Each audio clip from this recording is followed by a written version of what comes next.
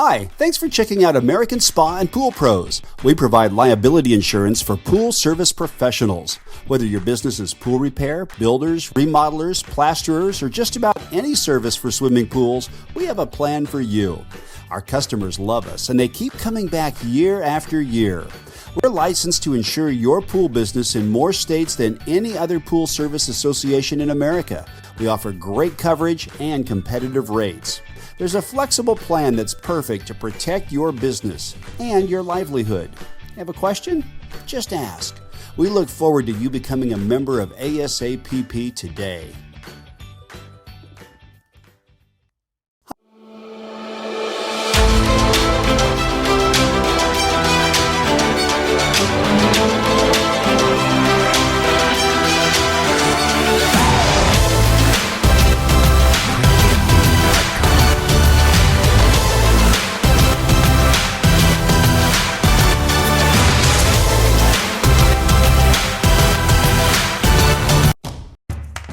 I'm Stephanie, and I'm a San Diego State student, and I am a CalCoast member.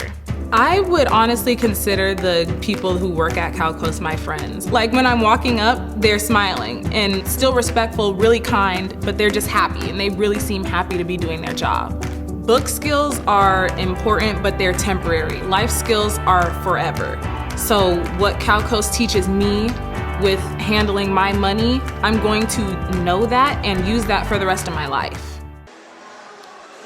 Welcome inside the Valley View Casino Center where the San Diego Sockers are getting set to face off against the Ontario Fury.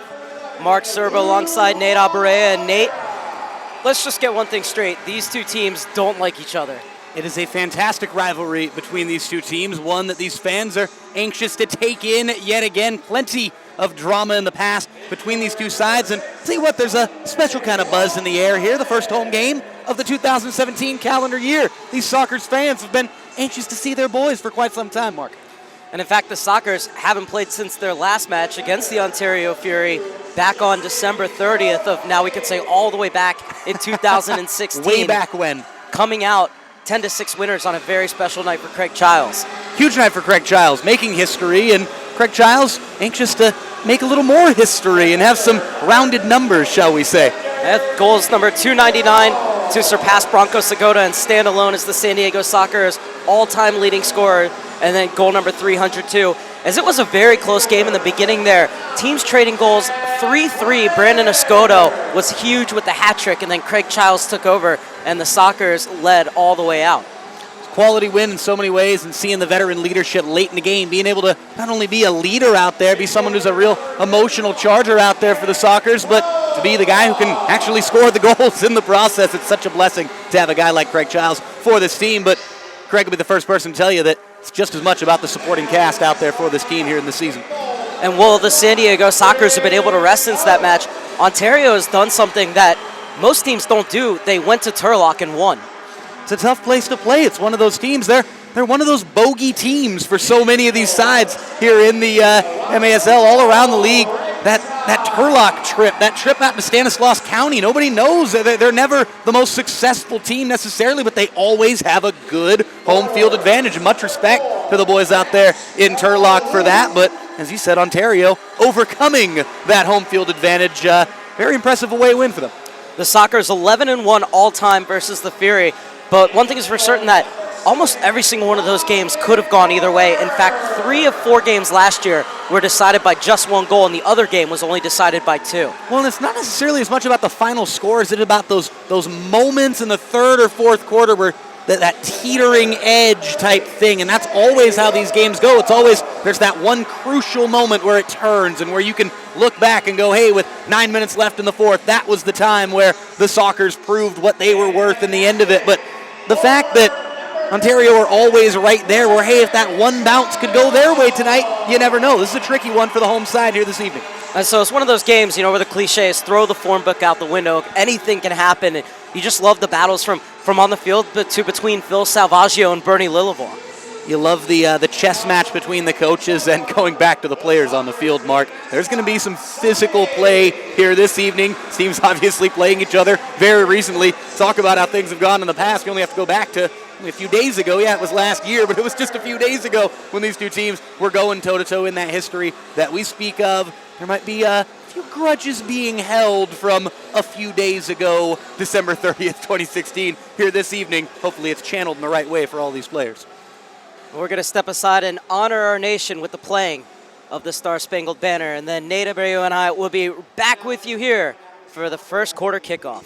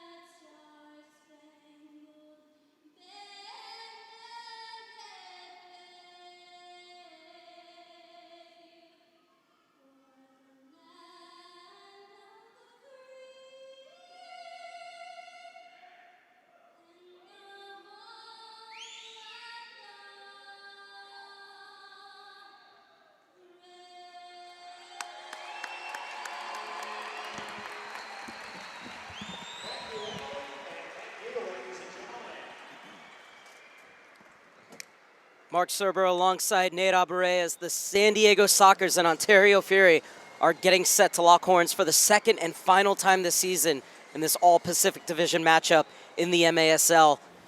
And Nate, before the playing in the national anthem, a beautiful tribute to Abel Shadow Sabele, whose anniversary of his death was just a few days ago. Well, beautiful stuff from the Sockers here, and beautiful stuff from the fans in attendance as well, the way that I feel like everybody took that in. Obviously, a lot of emotion running through someone like Matt Clare, being able to watch something like that where he was featured in many of the pictures and videos there. A great friend of Sabele, and a lot of people with fond memories of the man, and great to see him with such a fond tribute here this evening. He's just one of those people where if you meet him, you know him for 5 seconds or 5 years, he will touch your life in a great way. And so many beautiful tributes written by these soccer players to their fallen teammate Shadow, somebody that we all miss at this organization very, very much. And so these soccer players playing with a very heavy heart tonight, as that pain from a year ago still being felt very, very heavily. Down on the field at the moment, Nick Perea over on the soccer side saying hello to his old teammates. It's his first trip back to the Valley View Casino Center since joining Ontario from San Diego this season.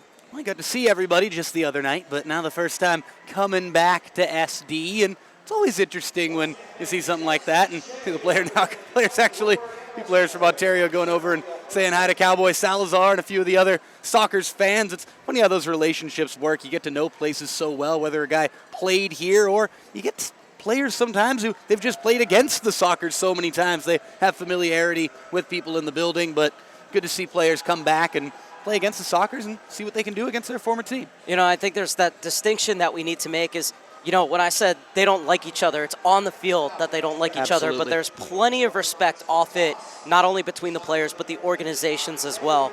And that's where you see something, the players wearing a different jersey going over and saying hi to one of the #1 fans. I mean, that just tells you the kind of respect that these two teams have for each other. Well, it's a great respect, and it's a gritty rivalry. It's a working-class rivalry in all the right ways. These two teams, when it's between the lines, when it's between the boards, they're going at each other as if they absolutely hate each other. But when it comes to after the final whistle, and it's all left out there. It's all left out onto the field, and you see how the relationships, again, with opposing fans work and kind of what that says about the whole thing. And that's something you actually ask athletes across all professional sporting landscapes, Mark, for guys especially who have long careers, who'll play in Major League Baseball or even in the minor league baseball ranks or in the NBA, and getting to know, this is something actually back really in the heyday of the MISL back in the early 90s and such, of players having familiarity with certain fans, or you saw them for 15 years running. How can you not have familiarity with people when you see them that often for that long of a period of time? Absolutely. And now the special ceremony for Craig Childs to commemorate his record-breaking 299th and record-extending 300th goal scored at Ontario back on December 30th. A huge congratulations to Craig Childs. Has many more years left in his playing career, but they better leave space up in the rafters for another banner, because after he's done, whenever that is, nobody else is going to wear number 37 ever for the San Diego Sockers. Well, I want to know when goal number 400 is coming, Mark. Really appreciate it.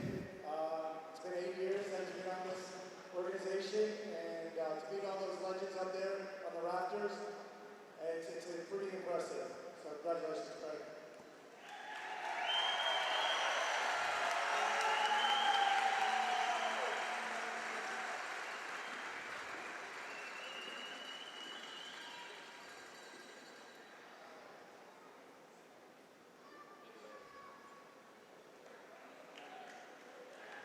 And I think that says everything, not only about the kind of leader but person Craig Childs is, calling his teammates over to come celebrate with him.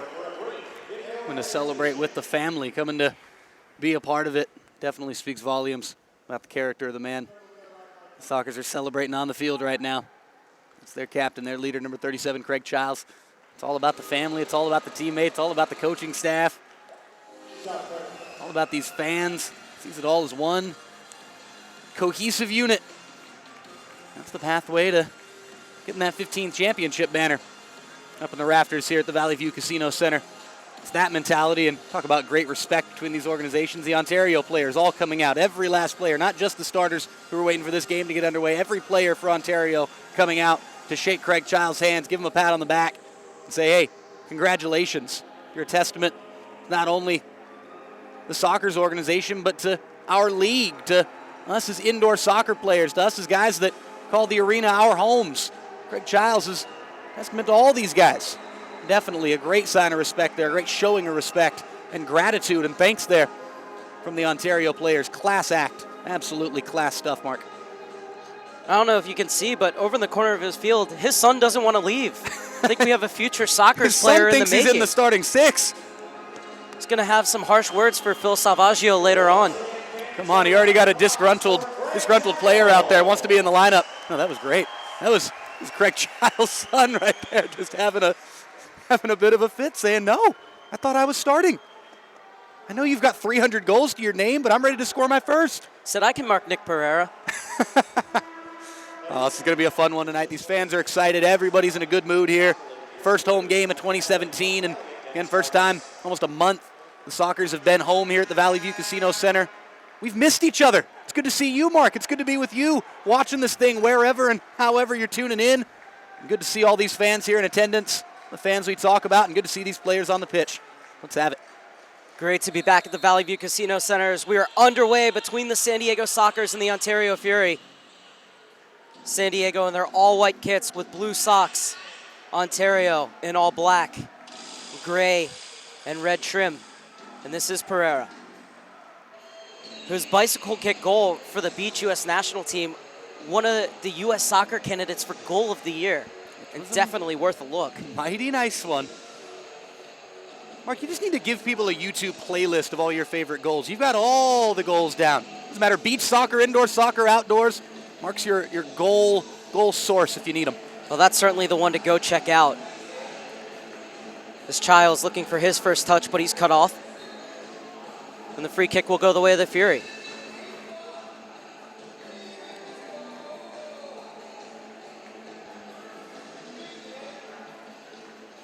That's floated in looking for Pereira.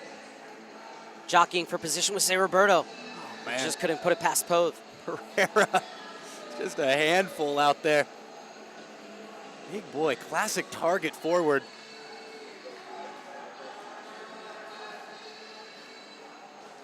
Cisse in the corner.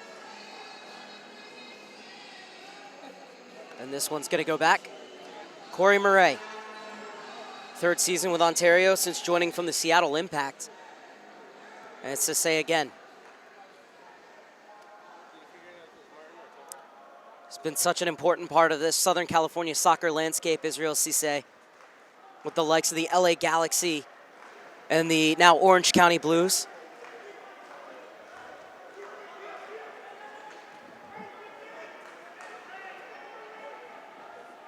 De Oliveira battling for it in the corner.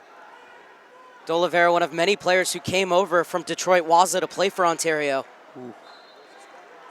Good last-ditch defending there. Chris Toth comes in second in goals against average, just over 4 goals a game, and first in save percentage at .719. There's been a wall out there, Toth, and he's definitely had some important saves to make in every Sockers victory. It's always good to have Mr. Reliable in there, wearing that unmistakable goalkeeper top. This is Oliveira. Farber. And the Evergreen Queiroz has started every game since coming to San Diego. Instantly killed by Childs in the corner.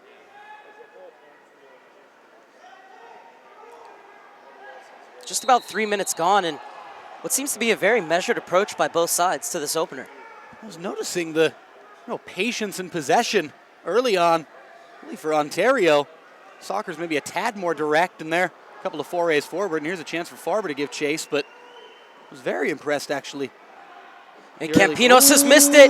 Tovar, unselfish. Oh, and that is a huge block for Murray, saving Campinos' blushes. Oh, Murray to the rescue. turf burn, does not care, straight down, putting his body on the line for the team. Keep this a scoreless game. It could be that type of evening, Mark, where it's really just who pounces on more mistakes. If both teams are going to be rather measured, as you rightly pointed out. A little page out of the old Jose Mourinho football Bible. Who's going to pounce on the mistakes? That's all that counts in a game like this one. But still plenty of time for this thing to develop some character. And this is Matt Clare. Clare being marked by Cisse down there moments ago. Cisse down here on this near side next to Clare. I was going to say, Mark, this is not the first time that you and I have called a game featuring Israel Cisse. No. The other one was outdoors, a little ways to the north. Queiroz gets it back to Toth. This is a great thing. We talk so much about the Southern California soccer community and seeing players from all over this. Oh, it's an And unlucky it's going break. to go in as an own goal. The Sockers take an early 1-0 lead.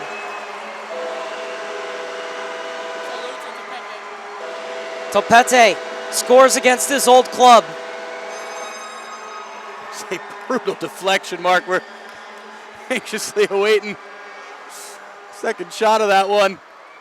That was absolutely brutal. But Sockers will take it. We get the replay up on the top board now, Mark. That's absolute pinball stuff. Oh, my goodness. Topete, who's playing his fourth game for the Sockers since joining after 2 seasons with Ontario, scores his first goal in a San Diego jersey, and it comes against his former side. Impeccably placed off the post, back off of the opposing defender. On purpose, called it, absolutely. Just as he drawed it up. I was going to say, finishing up real quickly before that goal there, this region, the soccer community of Southern California, is seeing so many of these players who are parts of various organizations, and they're all having to... Woo! Almost answering right back is Ontario. All living in the present moment was what I'm getting at here, so let's live in the present moment. And now the space is open up for Escoto. Couldn't get his volley on target. Ontario comes in at 4-4 on the season, third in the Pacific Division. San Diego at 7-3, and a lot of talk this week, Nate, has been about controlling their destiny, especially with another Pacific Division victory this afternoon. Good start for this team, right where they need to be. Maybe a couple of speed bumps, but you look at a 7-3 record, and you see some of the teams in front of them, teams that they've already beaten in many cases, very much control their own destiny, and just keep in front of this thing and really take cruise control into the playoffs as opposed to having to really scrap one out late and make sure you get the highest seed possible. No, guarantee, get that top seed that you can possibly get. The space is opened up here for LSO. Into the corner and try to sneak it in as Medina. Yeah, more pinball stuff back there. Oliveira spins. And good high pressure from the San Diego Sockers, and they'll win the free kick. Cowboy Salazar down there saying, I got this. I can referee this game. Queiroz has space to set up a shot. Ooh. It wasn't far off, angle of post and bar. What a rip there. Late challenge. He's got to watch himself. LSO. Oliveira. Real emphatic his disagreement with that call there.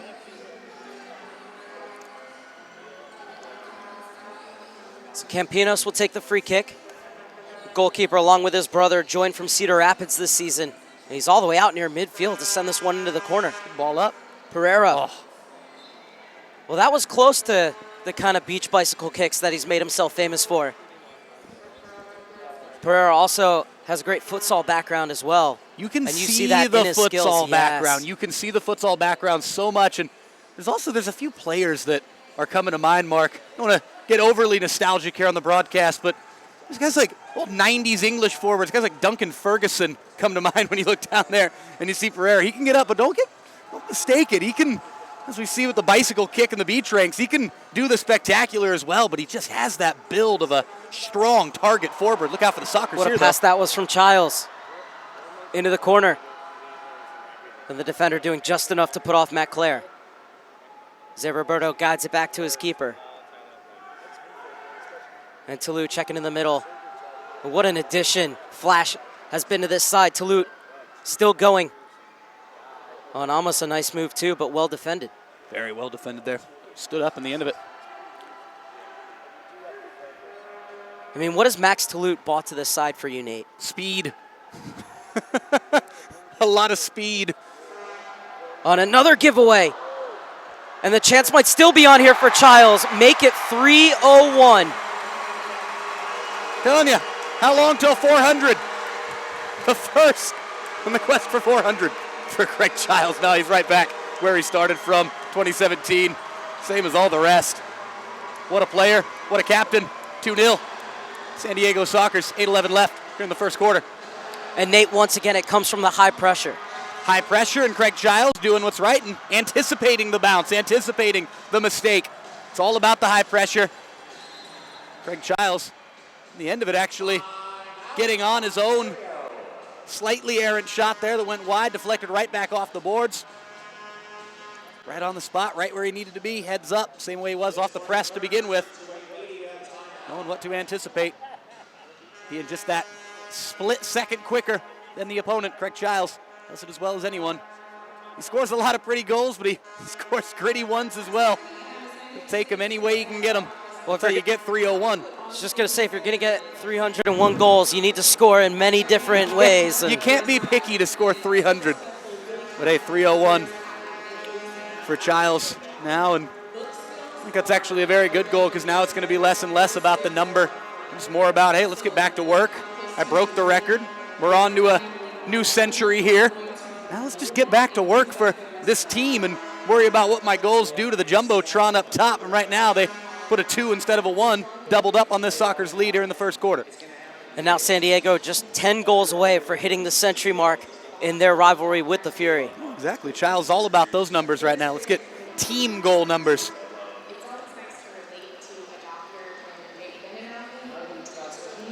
The Fury back out on the floor after the media timeout. Now San Diego breaks out of their huddle.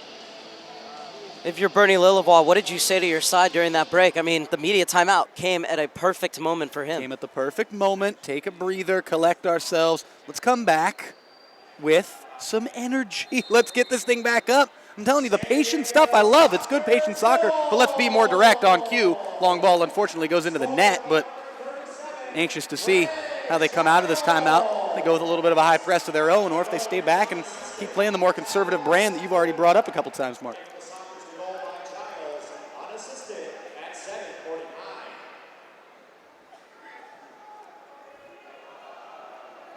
Escoto.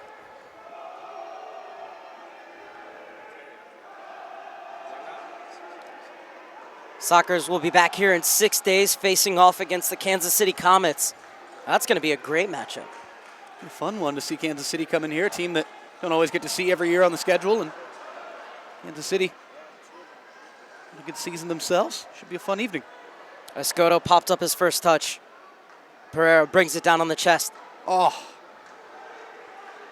a fun player to watch out there, number 77. Such exquisite skill, Nick Pereira.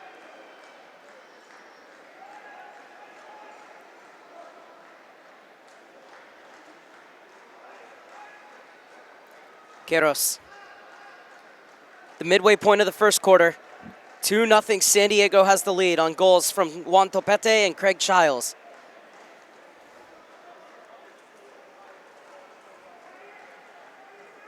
And this is Reza with his first action of the afternoon. Being watched closely by Nunez. It's a bit of a reunion for Pereira and Nunez. They played together at UCSB in the PDL with the Bakersfield Brigade, and now here with Ontario. Ooh, and an opportunity for the Sockers. An Ontario escape. Almost a third there for the Sox, and now Ontario come back the other way. But again, going back to those relationships, and when we talk about the Southern California soccer community, it's almost a reunion like that every game. There's players who played with each other in college, players who played with each other just a few months ago on a NPSL team, a USL team, a PDL team. You gotta love that type of stuff. Soccer world is a real small one, really, when you start breaking it down. Smaller than a lot of people realize. There's relationships all over the place. Great friendships that develop, but it's also great to see those friendships turn into good-spirited rivalries for 60 minutes. Childs takes over on the heavy Childs touch from Cisse. Thought about pushing there, and Matt Clare was streaking up that far right wing saying, let's go. I think Clare was a little shocked that the captain actually pulled that one back. Intercepted by De Oliveira, and the Brazilian forced to spin. Really good control there by De Oliveira and good patience, maintaining possession, but now almost giving it away. Well, he still might. Good skill to keep it, though. And Ontario will hit the reset button with just over 5 minutes to play in the first quarter. Zé Roberto gets it forward. Could be a 2-on-1 if the Sockers can hurry. Clare on the overlap. And this one will roll for Campinos. Bolting, overlapping run from Matt Clare. Just didn't come off in the end of it. Trying to team up with Childs on that one, but look out for that for the rest of the night. Clare looks determined. Nasty collision down there. Zé Roberto did just enough to get the block in. It was De Abreu taking that little shot moments ago. We dip under the 5-minute mark here in this first quarter. This is Maicon De Abreu. 6th match for Ontario this season.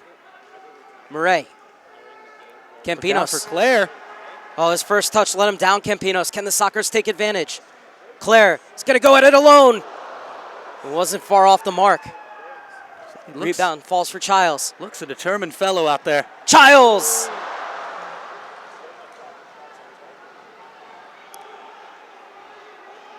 Pereira waiting for the cavalry to arrive. Look at that run from Pereira. Cisse in the corner. And a great job to come over and double from Queiroz, but the foul is going to be called against Felipe Gonzalez. Felipe coming in a little hot there. And caught flying in. Looked like the foul was in the eyes before it had even happened. Felipe not all too thrilled with the call, but seemed to be the right one, at least from way up here. You see Felipe helping to organize things in the box. And Pereira plays it off the boards. That's no. a beautiful opener for Ontario, who have the deficit with just over 4 minutes left in the first quarter. And it's Gonzalez who finishes it. It was a shame. It was actually like Victor Queiroz at the back post, having a discussion with a couple of different players. The Sockers kind of lapsed their concentration and allowed a very nice set piece, it should be said, to end up with the opening goal for the visitors, 2-1. Apologies, it was number 15, Tino Nunez. The assist from Pereira, though, Mark. Very good stuff. Absolutely. Perfectly placed. Past that wall that's supposed to protect the ball from going off the wall. And Ontario now with a bit of a spring in their step. As you can feel the momentum starting to shift the way of the visitors.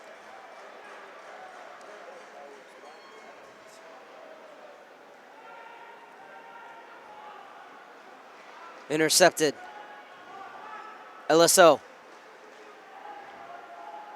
Toth was to say bearing down on him. Oliveira.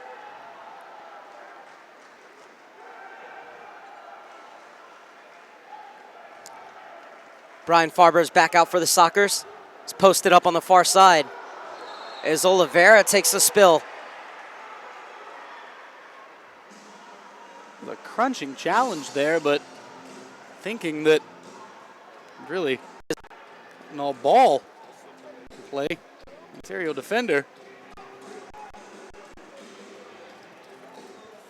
A chance to see it again here. The tough one.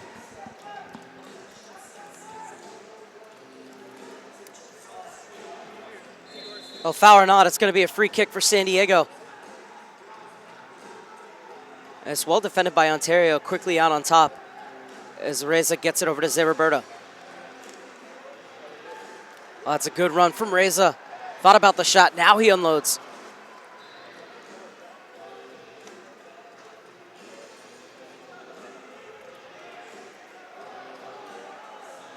And And Ontario getting fresh personnel out on the floor, as it's going to be a kick in. 2 minutes and 43 seconds left in the first quarter. And as you'd expect, nothing to separate these two sides. Well, interesting to see how Ontario come out after this line change. Some new energy out here.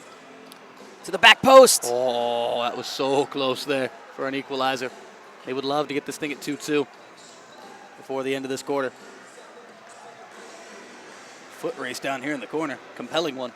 Reza. He's going to get it back to Toulouse. Queiroz. So adept at keeping possession for the ball. Victor Queiroz.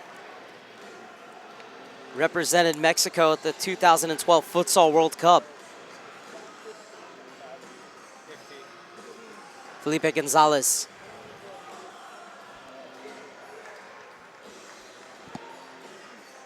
And Gonzalez, like Toulouse, and one of those new players who made an immediate impact coming in for the San Diego Sockers. Look out here. That played behind Childs, and the break could be on here for Ontario. You're going to have to hurry here. Not a lot of numbers. De Oliveira slides it into the corner. And a good challenge to get the ball away, but a bad giveaway. Cisse. Toth makes the first stop, has to react again. And Toth beaten this time, but the post to his rescue. And the third shot skewed over. You gotta love it. I mean, that's the type of stuff that lights this crowd up. You can hear the arena really come alive after that series. Not only Toth helping out, the initial tackle from Matt Clare. Everybody scrambling, making sure that the Sockers maintain this 2-1 lead. That was fantastic. These fans absolutely loving it. Helped on by Tovar. Clare. That's well defended by Pereira. It's Pereira back there defending. He's got to be careful not to bite off more than he can chew. Pereira getting that thing out. Oh, it's magnificent stuff from Ontario. Toth is going to get to this one. Final 50 seconds of the first quarter. And the Sockers electing to stay bunkered in. Slid inside for Cordero. His shot is blocked, and Toth will pick up the pieces. I think that double save from Toth was kind of, a perfect microcosm of everything he brings to the table as a goalkeeper. All on display right there in that sequence. Certainly one for the highlight reels. It's important, it helps you win, and it's fun to watch for the fans. Absolutely. Can you ask for more? Talk about fun for the fans. What a save right there. Sockers fans obviously hoping that could have snuck in, but kick save and absolute beaut in the end of it there. Capinos. So kicking for the Sockers.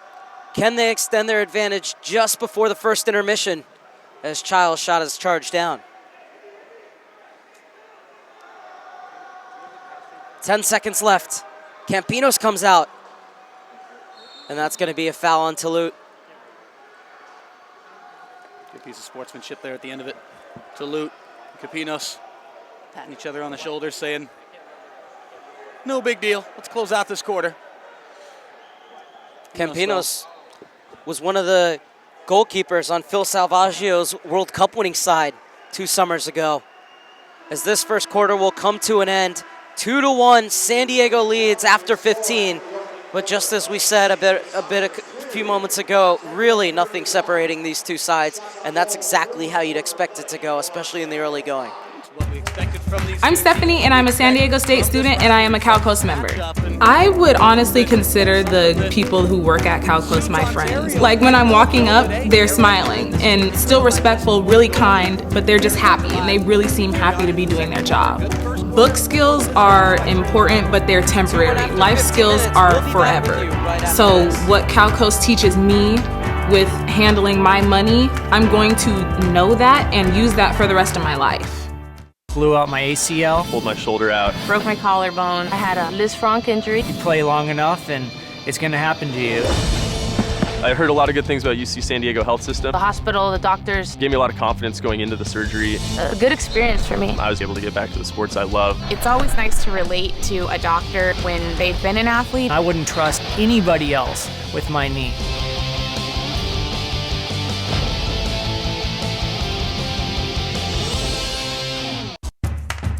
I'm Stephanie, and I'm a San Diego State student, and I am a CalCoast member.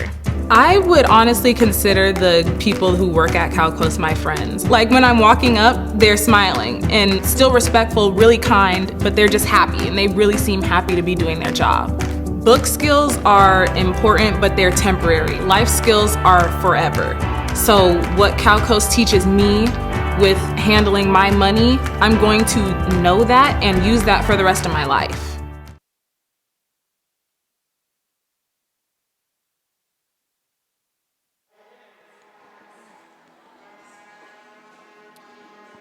Getting set for the second quarter between the San Diego Sockers and Ontario Fury. Home side with a 2-1 lead. Goals courtesy of Juan Topete and Craig Childs for San Diego. Tino Nunez with the response off a beautifully orchestrated free kick from Nick Pereira. Is there either team that you see having the potential to break away in this second quarter? It's definitely the Sockers. It's definitely the Sockers. Ontario need to just continue to stay in this game. It's something where I think Ontario, it can be as streaky as anybody, but I feel like it's a game where they need to make sure they don't do anything too risky. They stay in this contest. They make sure that they're within a goal, within 2 at the max, and then maybe try to make their push a little bit later. The Sockers have the luxury, here is the home side this evening with the type of team that they are, to really just put the foot on the throats here early on in the second quarter. We'll see if that happens. I anticipate a close game throughout this evening. I don't think I'm alone in that anticipation, Mark. But we shall see. Craig Childs and likes of these Sockers players, they'd love to just come out, be direct, and score a few goals and take a commanding lead. They certainly can do it.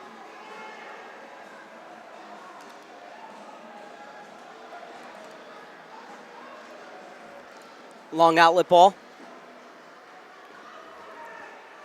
And a good battle in the corner. Toulouse to bring it out for San Diego. Escoto. And Ontario looking to squeeze the game in the offensive end. And the Sockers able to play out of it. Escoto is going to keep it in the defensive end. Now Totha saying, all right, let's stop dilly-dallying and get it out of here.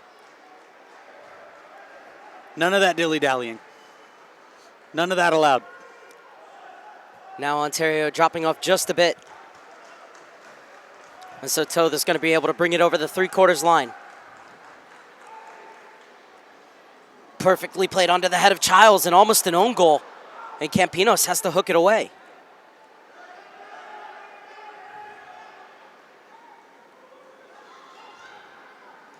Slipped inside, and the shot is blocked by Zeberberto. It's a 2-on-1. Off the top, Farber. Off the top of the boards there. Just a bit too heavy for Childs. And they're going to try and claim that it's 6 men on the field as that ball came right at the Sockers as they were making changes. And Bernie Lillivall absolutely livid on the Ontario Fury bench.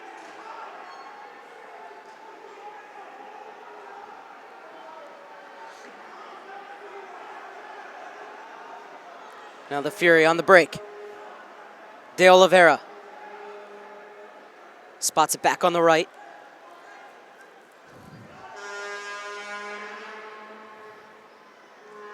Sprayed across for Campinos.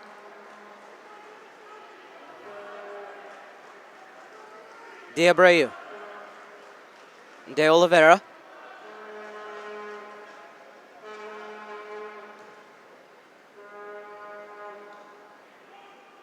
Excellent hold-up play. And the ball into a dangerous position, but Farber able to poke it clear. Only as far as De Abreu. 2.5 minutes into the second quarter. Bought down by Salas. Wasn't happy with the effort in the end. Second quarter having a real similar look to the first, Mark. The way that Ontario came out early on and really dominated possession. In the first few minutes of the first quarter, Sockers were patient, withstood the pressure, went back, scored a couple goals. Ontario stayed in the game, though.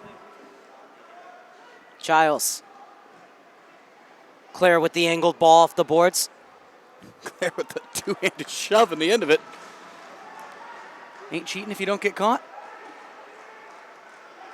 Giles wins the header, but it's out of bounds, so it'll be a kick-in for the Ontario Fury. 11 minutes and 50 seconds remaining in the first half. And San Diego holding on to that 2-1 lead.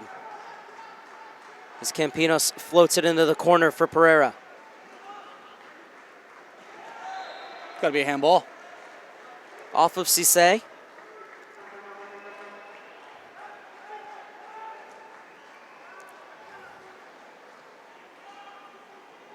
Unlucky bounce there for Greg Giles. Did a good job bringing that thing down with the inner shoulder. Unfortunately, ended up bouncing up and over the boards. As the opponent said the other way. Ooh.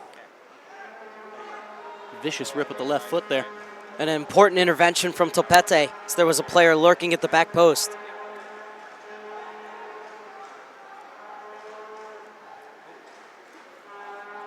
As Ontario will get the ball back to their keeper so they can make changes. Pereira versus Queiroz.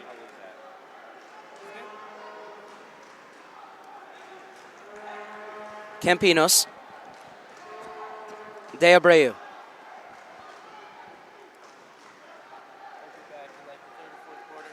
Oh, what a beautiful ball slipped in, but good reaction from Oliveira. Ontario's had a 2 to 3 minute dominant stretch. You can say almost a 4.5 minute dominant stretch. They've been the better team since coming out of the break, but silly foul there in the corner. So the Sockers will get the benefit of the referee's whistle.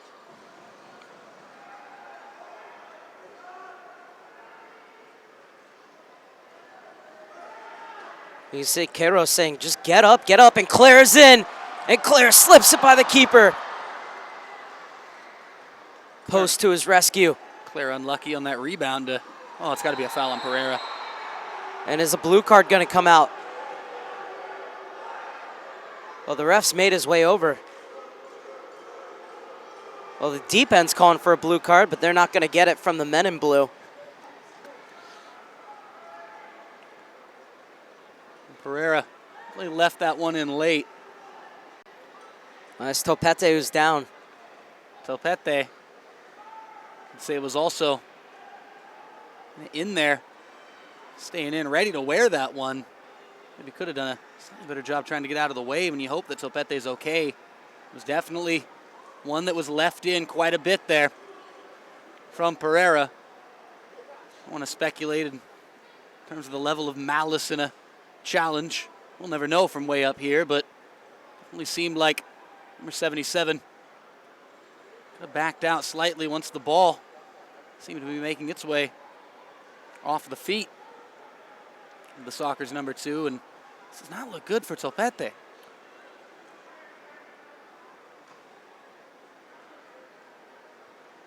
The good news is that he's being helped up. Paul Savage and Kara Wickerad out, taking care of him.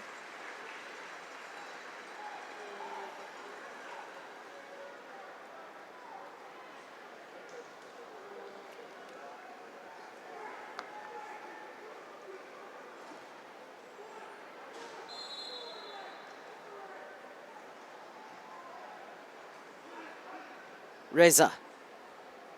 Childs. Back to Toth. Phil Salvaggio pleading with his players to get the ball in deeper. And they do just that. This is Childs. Queiroz. He can hit him from here. Elects to chip it to the back post, but over the head of Childs. De Abreu unable to play his way out of trouble, but he gets the relief of the referee's whistle. Childs not too happy with that call, but he's telling his boys, especially Toulouse, stay up. Keep this high press. How we got one of our goals. Good chip up and over from the Ontario keeper there. Good early stuff from Campinos in this game. Salas applying the pressure. Double team comes in from Tino Nunez. Nunez wins it. Still going Nunez. It was just off a beat there. It was just off that one crucial beat. Well, Escoto wanted the foul for obstruction, but he's not going to get it. And Ontario regained possession in the center circle. Hey, look out for Juan Gonzalez. Oh, he was lining it up there, Tino Nunez. And that was an important touch. When we meant to actually point out Tito Nunez down there. Latino. Someone who also has a fantastic beach soccer background. Talk about the connection that he has with Nick Pereira. They also won an NCAA title together at UCSB. Wow. Oh, gotta love the Gaucho reference. Those UCSB national title runs. One back. Correct me if I'm wrong, the year on that one, about 2006? 2006 was it when was they won 2006 when they won. I remember the celebrations in Isla Vista for UCSB. Winning those. Both of my sisters are actually attending UC Santa Barbara. That was just an incredible culture during that 2006 season, and great to see those players again, the history of college teammates and their tie-ins and playing together again now. Here with the Ontario Fury. And look that one up. Look up the celebrations from the UC Santa Barbara National Championship back in 06. And then look up a regular Friday night in Isla Vista and tell me it's not that similar. We'll leave that one for another show. Giles. Zé Roberto. Cerda. The Sockers settling into a bit of a rhythm here. Waiting for their moment to break. It could be here. And this one just cleared off the line. That was so cheeky from Craig Giles there. And it almost trickled in the second time this night. Almost a goal off of an Ontario player. That whole series there from Craig Giles. I mean, it just brings a smile to your face. He's swift, he's nifty. Great tracking back by Zé Roberto, and he wins the free kick. He knew exactly what he was doing in the end of it there with that toe poke. Finding the one little window between Capinos and the boards. Just putting it into a danger area. A little over the halfway point in the second quarter. No goals in the second quarter, but now we have a mild disagreement, we'll call it, Mark. Yeah, not exactly sure, but Felipe Gonzalez is livid about something.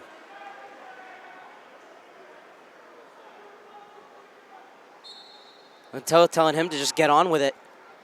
So Gonzalez will come forward. Until out of his goal. Queiroz.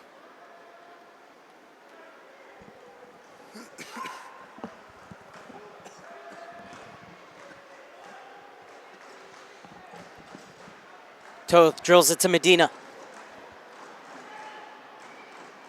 Medina unable to weave his way through, but he'll get the free kick. The Ontario player's not thrilled with that decision. Didn't seem to be too much in it, to be fair. It really seems like it's going to continue to be a physical game, so any kind of challenges like that being called fouls will be a real long night for everybody.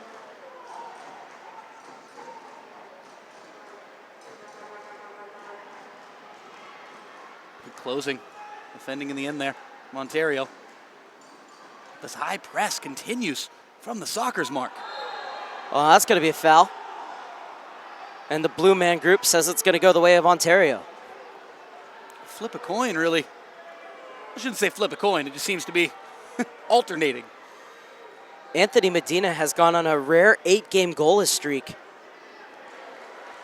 Good catch there from Toth.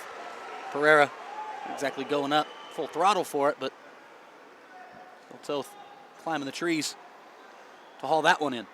No spill. Craig Giles going to find his footing here. Is somehow able to get back and win that ball. Plays it across. What a save from Campinos. Unable to deal with the rebound. And the Sockers take a 3-1 lead, courtesy of LSO. Great finish in the end of it from Oliveira. Again, great pressing from the Sockers. Craig Giles right in the thick of it. Matt Clare robbed by Joey Capinos. What a save it was from Ontario's green-clad goalkeeper, number 99. But LSO, the man in the right place at the right time. And make no mistake about it, Mark, he still had work to do there. Oh, it was a tremendous finish. And not only did he have to get it by Campinos, but the two defenders on the line. And that one seemed to go straight through that defender. That was pick your spot, pick your dime spot in the corner. LSO numero 11, a much-deserved celebration. And the timeout You could see allows number 11 to soak in the moment just a little bit more. That was a great finish. You could see what it meant to the 28-year-old Brazilian who joined the Sockers last season midway through in a trade with the Ontario Fury. Again, 1-2 degrees of separation for any of these guys to another team, and a little bit of revenge factor, and certainly feel that in terms of the emotion of that celebration. And the good news is that during this timeout, Topete is back on the field and running from side to side. That is very good to see. It was a worrying sight. Coming back and reporting to Paul Savage.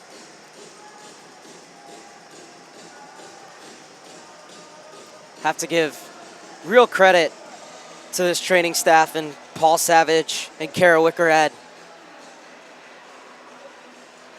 Take such good care of these players.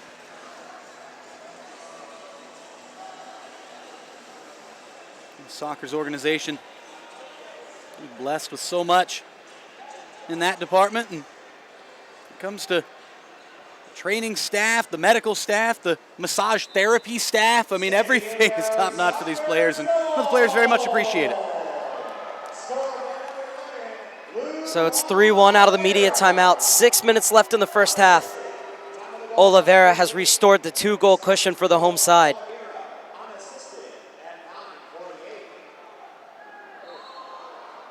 And this time, the free kick will go the way of Ontario. Soccer's looking to do the double over the Fury and improve to 12-1 all time.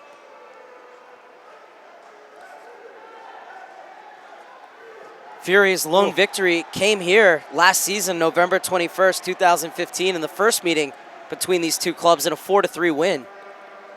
As we said earlier, 4 matches last season, 3 of them decided by just 1 goal, and the 4th decided by 2. So that's that's exactly what we're expecting to be in here for tonight. Entertainment. Definitely no team going to run away with this one. Soccer's, though, if there is a team that maybe has the capability to make that push early in a game like we talked about a few minutes ago, they're the one. And they would love to do that. Phil Salvaggio would absolutely love to take, say, a 5-1 lead into the break as opposed to it being a 1-goal game. Might not seem like much, but when it comes to the way that these two teams play indoor soccer, 3-goal lead is much like a 6 or 7-goal lead in terms of other matchups. And it's been a point of emphasis for the Sockers this season because last year there were games that they were completely, that's a great save, and the rebound almost tucked in. Joey Capinos, what a night in goal already. He's given up 3, but he's been making highlight reel saves and keeping his team in the game. Sprawling. That's a great ball to Gonzalez on the near side. And Cerda's shot is blocked by Murray.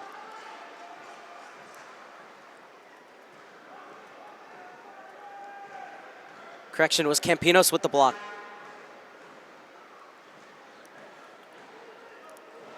Well, that's the thing about indoor soccer. Even if the ball's at the other end, you try and start a story. Next thing you know, you're getting caught. What I was going to say is, last season, the Sockers had a lot of games where they were dominant early on, but were unable to turn the screw, and teams were able to come back in. So for Phil Salvaggio and his side, that's been a big point of emphasis. If you have the upper hand, really go for the kill and make sure you can build those leads so you're not stuck in the same kind of positions that they were last year. Everyone talks about late game heroics and how teams finish games. Sometimes all that talk can be a little bit overrated. You have a chance to, he said, step on the jugular in the second quarter. If now's the time for the momentum, you got to go with it. But Sockers need to just maintain a level head right now because this Ontario team ain't no joke. They can definitely stay in this game, and they could go on a run of their own. It's Craig Childs, I think, is going to get called for a foul down here. Well, that's what the crowd thinks of it.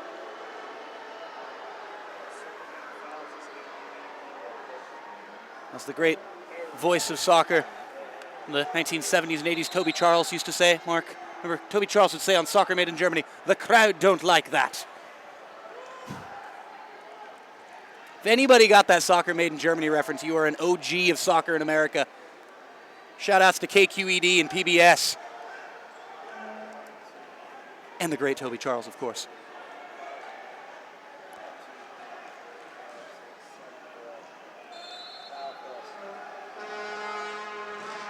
The free kick hammered through the wall. But that sound. That's Escoto who's going to come away with it. Ah, you missed that sound. You don't hear it for a while. On trying to catch Campinos off his line was Escoto. It's going to be a goalie restart with just under 3.5 minutes to play in quarter number 2.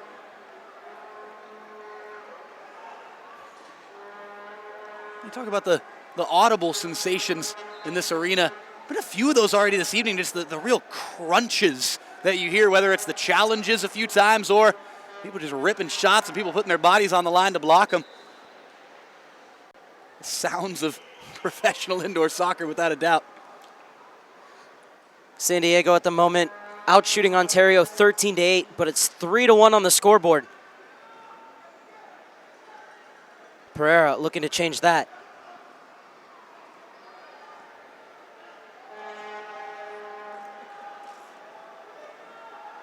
Look at Pereira getting in a good spot. And this is Pereira. And there's that bike. He's going to get called for a dangerous play? No. Toulouse going to get called. Handball, perhaps. How about finding the little pocket of space and going for it? Talk about a background in beach soccer. You know, but wonder if Pereira has a background in Taekwondo and various forms of martial arts. So skilled. Comes to those overhead kicks, those flying swings of his legs. This is Pereira to the back post. Oh, what a save! Just enough. It was an awkward one there for Toth, but a good one in the end of it. Lima, it's a great ball in. Oh. And just too many white jerseys crowding out the Ontario Fury. It's going to be a corner kick. No, the referee has changed his call.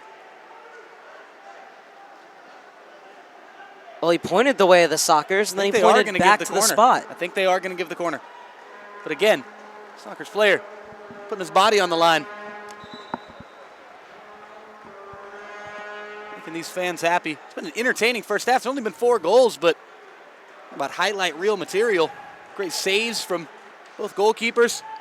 I'll tell you what, Joey Capinos in goal for the visitors. The reason why this game is as close as it is. Beautifully drawn up, and the shot skewed just wide. This time Pereira elects to bring it down. Holding your breath for another bicycle kick there. Claire cuts inside. Beautiful ball to the back post. Almost got the return ball. Claire was ready to follow that one up for sure. Look at Pereira back helping to defend. Ooh, but again, the crunch, the shin on shin. We've seen. Ooh. And smartly headed back to Campinos. It's been a gritty game. Gritty first half. Exactly what you'd expect between these two teams. Spirited, shall we say. Again, bodies going flying and no call. Wow. Giles. Oh, that's another crunching challenge, this time from De Abreu. A fantastic challenge. All ball. Giles knew it. No complaint whatsoever. This game needs to maybe catch its breath for a second. You see it kind of slow down. I think De Oliveira in the center circle did just that. It was him basically doing that for everybody out there on the pitch, regardless of what color they were wearing. And all right, we back in? Let's go. Nunez. Final minute and 30. Might as well use up any gas you have left in the tank. It's the shot off the near side glass. Campinos fires it over.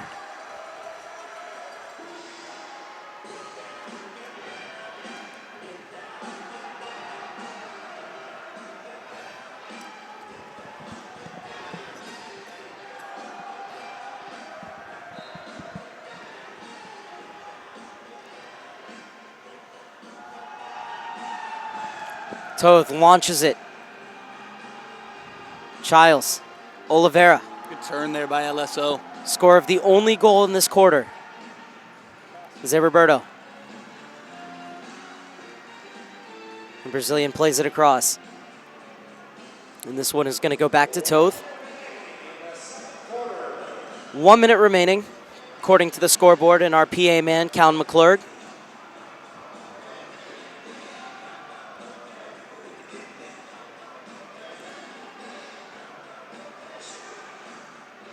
Toth being closed down here, and it might work out for the Sockers. Oh, that ball behind Claire. Otherwise, the break could have been on. Final 35 seconds.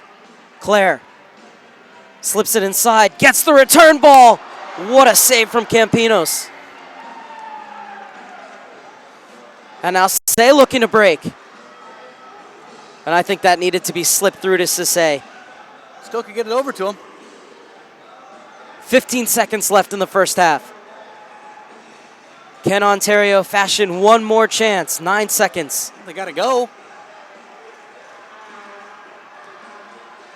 And the long shot, a tame effort in the end, and that is how the first half will conclude, with Toth making the save, and San Diego has a 3-1 lead at the break. Thoughts on the first 30 minutes, Nate Aburea? Not terrible for either side, not necessarily great for either side. It's right where I feel like we thought it was going to be, a real close, hard-fought, battled game here for both sides. Sockers, obviously with a deserved 2-goal advantage, and I think it's going to be more of the same in this third quarter. Whenever these teams do come out of the dressing rooms, see a lot more tight, physical play, and probably a low-scoring third quarter as well. But if one team can go on a run, that's when the one run could be the difference in this game. And neither team has really had that one run thus far. It's been kind of a sputtery first half, and look out for that one team to maybe score 2 or 3 in a row and really take control of this game. Could likely be the San Diego Sockers if we had to pick a side in terms of going into that second half mark. It's 3-1 at halftime. San Diego has the lead over Ontario. Still plenty to come here at halftime, as we're going to take a look back at past matches between San Diego and Ontario, and then Nate and I will be back with you to set up half number 2. I'm Stephanie, and I'm a San Diego State student, and I am a Cal Coast member. I would honestly consider the people who work at Cal Coast my friends. Like, when I'm walking up, they're smiling and still respectful, really kind, but they're just happy, and they really seem happy to be doing their job. Book skills are important, but they're temporary. Life skills are forever. So what Cal Coast teaches me with handling my money, I'm going to know that and use that for the rest of my life. Blew out my ACL. Pulled my shoulder out. Broke my collarbone. I had a Liz Frank injury. You play long enough and it's going to happen to you.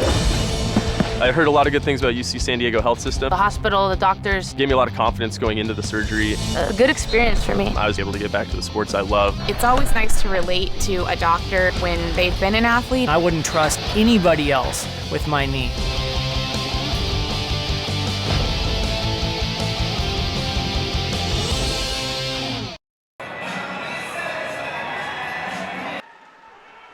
Tovar for Reza lets one rip. Oh, lovely skill, and it's the equalizer.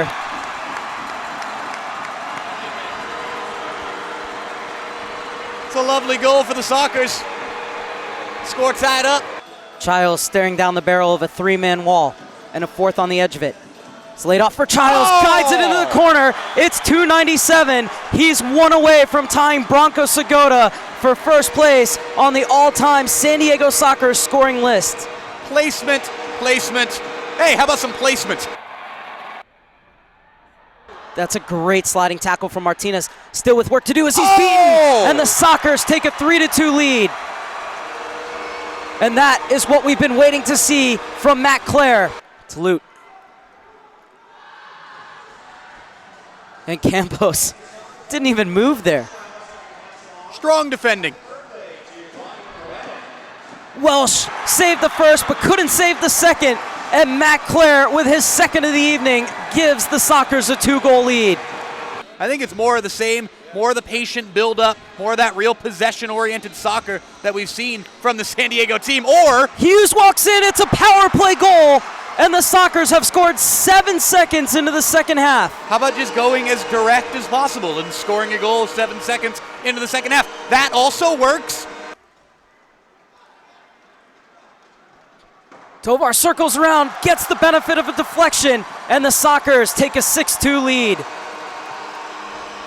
Can't help but feel for Welch on that one. That was a brutal deflection.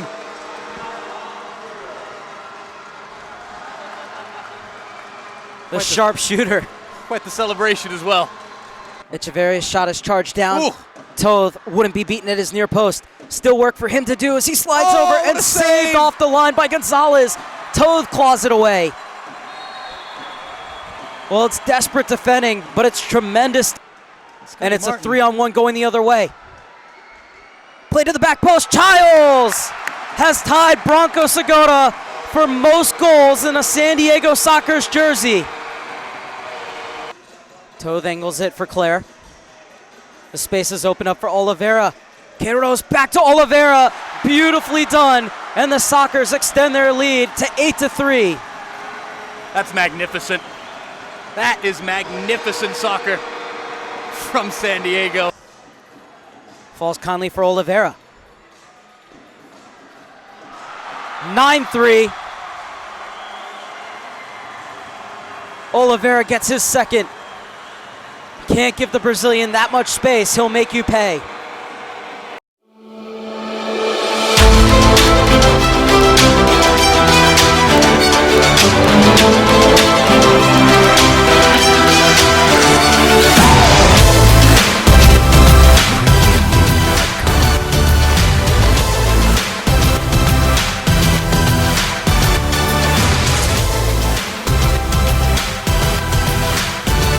Hi, thanks for checking out American Spa and Pool Pros. We provide liability insurance for pool service professionals.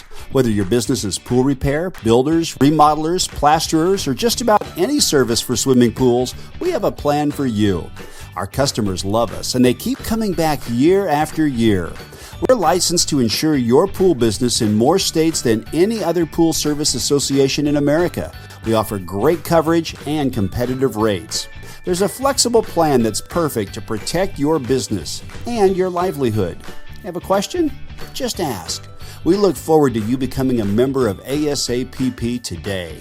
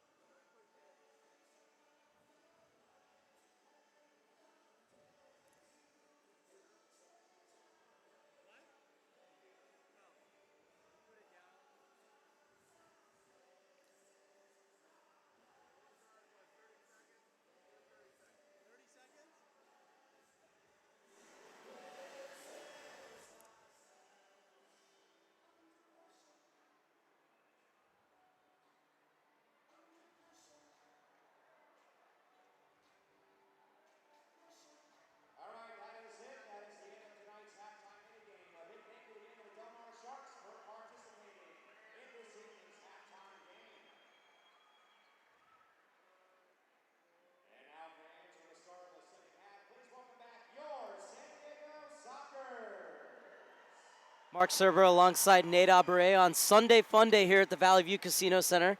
San Diego Sockers have a 3-1 lead at halftime over the Ontario Fury. And Nate, if you're Phil Salvaggio in that San Diego Sockers locker room, are you saying continue to play way you've been playing and be patient, or are you saying, hey, go out there and apply a little more pressure and let's not see if we can extend this lead? I think somewhere right in the middle. I think let's push, but let's be smart. It's a 3-1 lead right now. It very well could be 5-6, even 7-1 if it wasn't for the goalkeeping of Joey Capino. So I'd say more of the same. Keep doing what you're doing. Let's be smart out there and make sure we maintain this lead, San Diego Sockers. Is there any Ontario Fury players that have stuck out to you that as a Sockers player you're going to say we have to mark them up? There's that big number 77 up top named Nick Pereira, without a doubt. There have been a couple others. One of the players that stands out for me, again, is the goalkeeper, number 99, Joey Capinos, and everything that he's done. I think that's got to be one of the focal points for Salvaggio is, hey, let's maybe keep shots a little lower. This guy's making spectacular diving saves left and right. Let's make him have to go down to the ground a few times and see what happens. And if you're Bernie Lilleval, what are you saying to your Ontario players right now? Third quarter, it's got to be a wake-up call. It's got to be us coming out, setting the tempo, showing what we're all about here in this third quarter and trying to climb right back into this game. They're in this game, but they haven't had that one run yet. Only one goal. Really, neither team has actually had that run like we talked about in the pregame, and whichever team has it could come out the victor this evening. Even right now, if that team is Ontario, to put together a 2-3 goal run could be the difference this evening. It's only a 3-1 game. Well, we're getting set for the second half. The San Diego Sockers and Ontario Fury back out on the field. Let's go down pitch side and get ready for this second half. Final 30 minutes of the regular season between the Sockers and the Fury in the Pacific Division.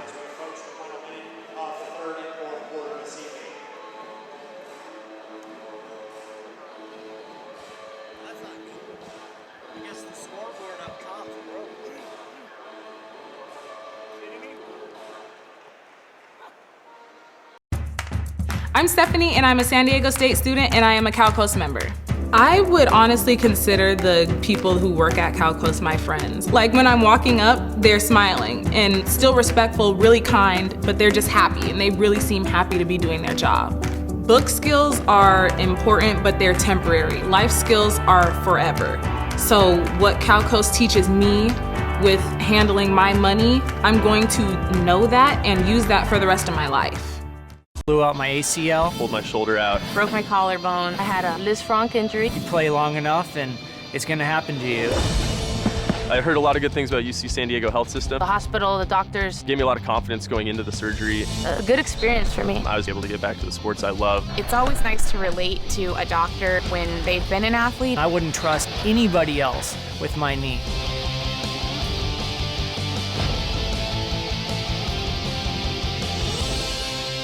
We talked about at halftime. I'm Stephanie, and Here in the second half.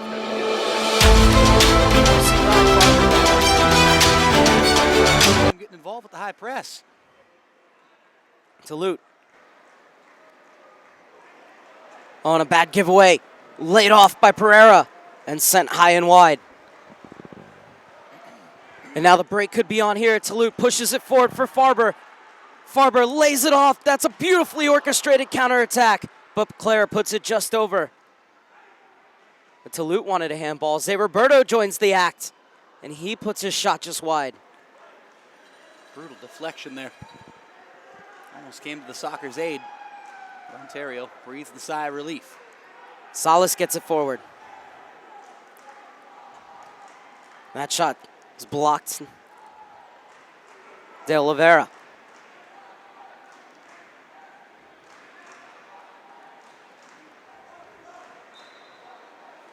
And a bad touch from De Oliveira gifts the ball back to the San Diego Sockers.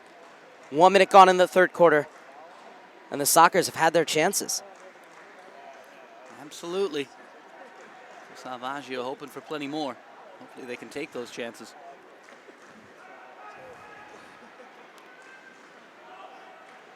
Escoto's back out there, as is Childs. Did a good job to cut the back pass off to the keeper. That's a decent ball. Kept in well. This is Douglas Lima. And another block. Ooh. Not a bad hit. Ooh. Not bad at all. De Oliveira. A little bit high on that one. Look out for him, ripping with the right foot. Threaded through Gonzalez. I think he was caught in between two minds there, whether to shoot that or play it across for Farber. And in the end, it's easy for Capinos. There's not enough mustard on it in the And end of that's it. great distribution. Capinos brings it down. Good ball to the back post, but it's well read by Queiroz. Oh, look out for Pereira. Farber was able to knot it on. Oh, and a nasty little twist in the end of it there. Once again, cooler heads prevailing, though. Good to see. And good to see that everybody's okay. That was a real awkward one for everybody involved. LSO even hobbling that one off. That looked to be a handball. Soccer's not at all impressed with that.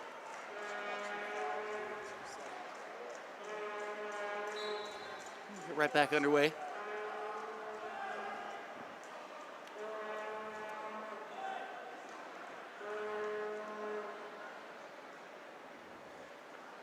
Toth. Farber getting himself into a bit of trouble. Salas.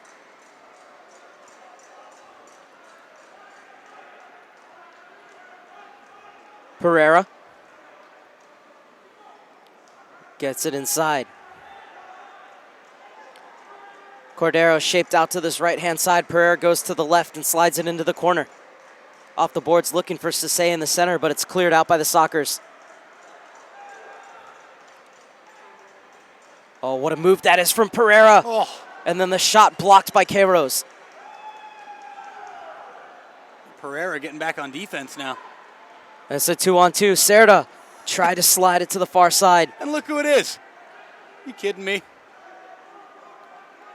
Sisse.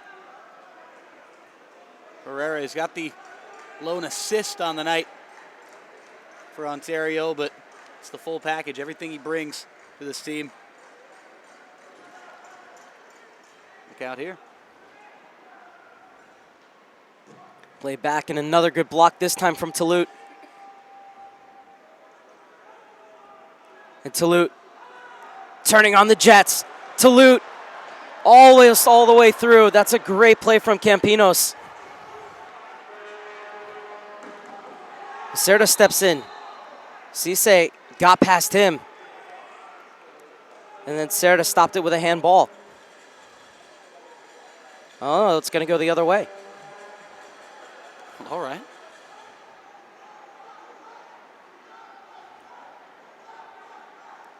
Four minutes gone in this third quarter. Neither side is yet to score in half number 2.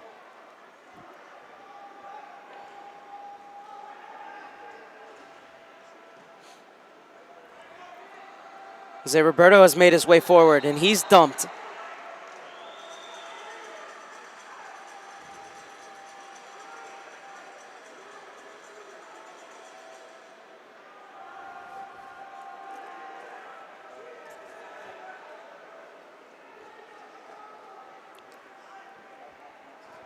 Well, Matt Clare, standing at the point, has 7 goals in his last 3 games. Could he be looking to get on the end of this? And it is Clare. And the shot's charged down, and it's going to be a corner kick for the San Diego Sockers.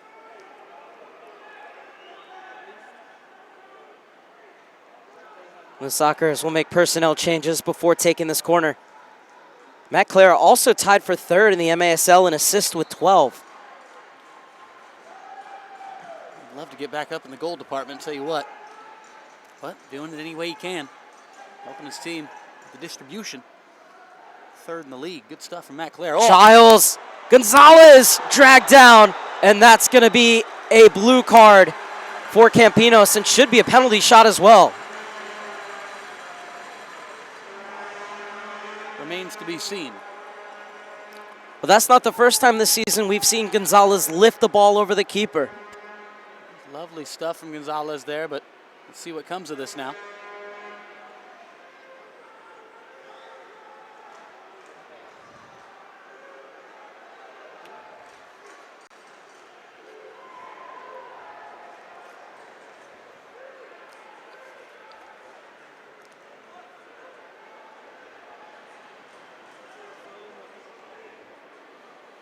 And so it's going to be Craig Childs.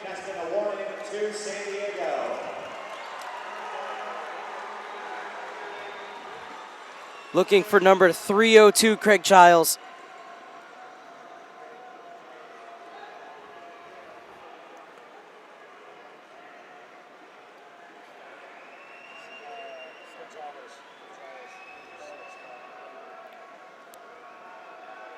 Capinos stares him down the barrel. Childs, 4-1, San Diego. Goal number 21 on the season for San Diego's all-time leading scorer. Beautiful stuff from Craig Childs. Sends the keeper the wrong way. Capinos wasn't all too thrilled about the call to begin with, and having a debate over there with the official, but let's focus on that finish from Craig Childs. Powerful. Absolutely deadly.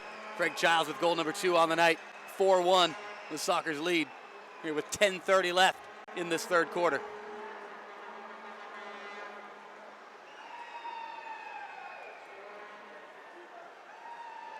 Well, it was the sombrero from Felipe Gonzalez over Capinos, which got him in trouble.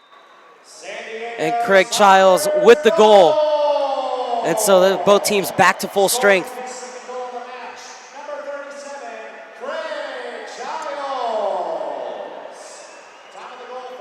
Escoto nipping at the heels of Pereira, who gets it back to Capinos.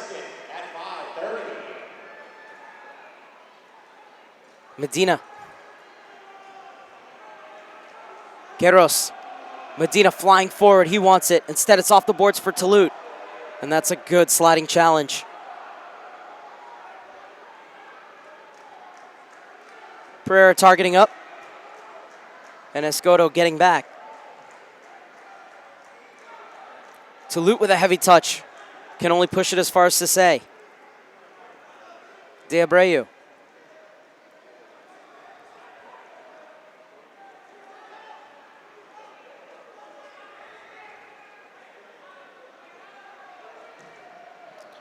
And that shot causing some problems for Toth, but he's able to get it the second time of asking. This is where the Sockers could go on that run we talked so much about.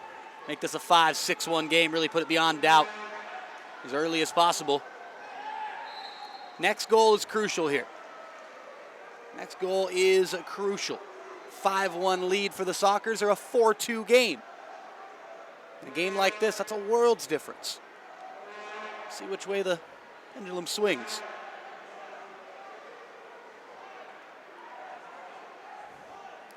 Good high pressure from the Fury.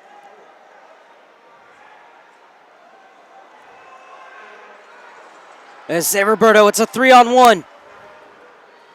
Oh. And Childs perhaps held it up just a split second too long. But it comes back to Gonzalez. Ontario settles into a defensive posture.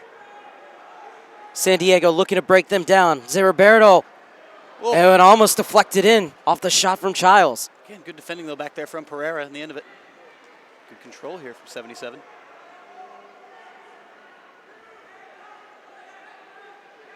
New players entering the fray for the Ontario Fury.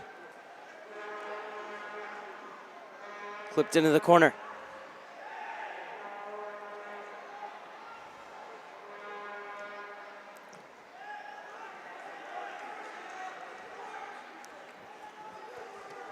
Seven minutes gone in the third quarter. Craig Childs scoring a penalty to make it 4-1 in favor of San Diego over Ontario. Second goal of the night for Childs. Now 21 on the season. And 302 all time. Cesar Cerda.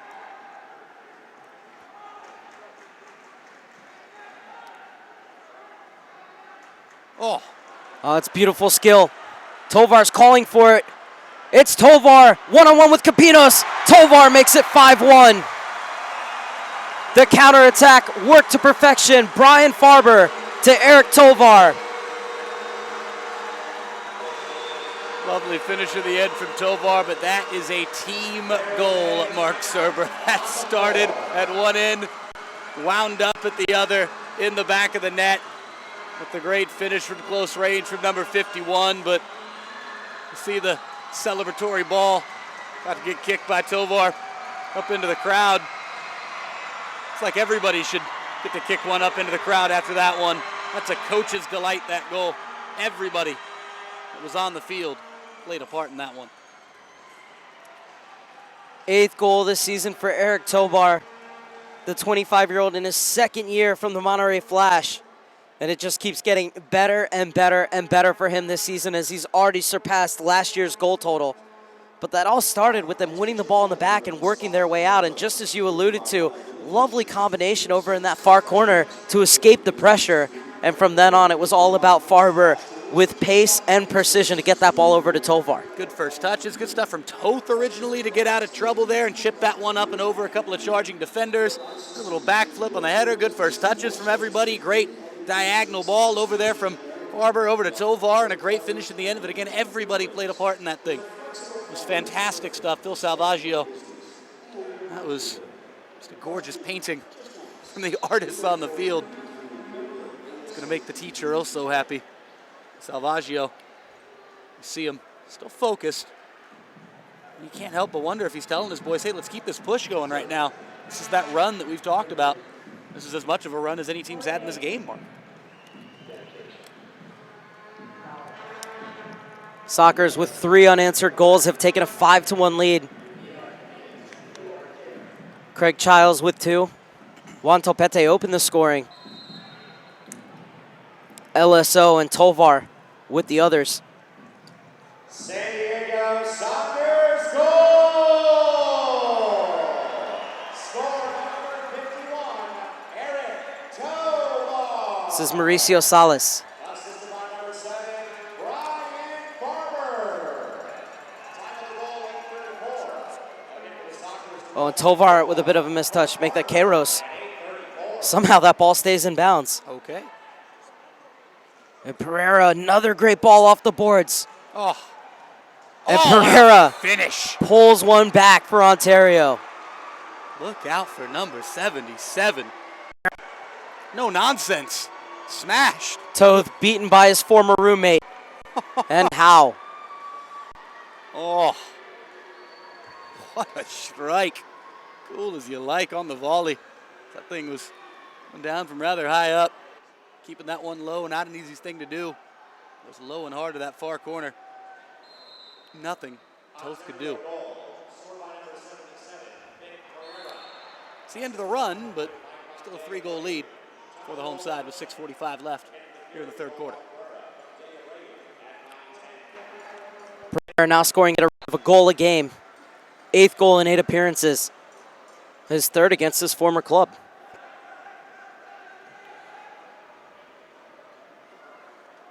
Childs brings it down. Tulute wins it back. Reza. Reza continues his run, and it almost sneaks by Capinos again. Weird one there. Funky one for the goalkeeper. Good job just kind of pinning it up against the boards.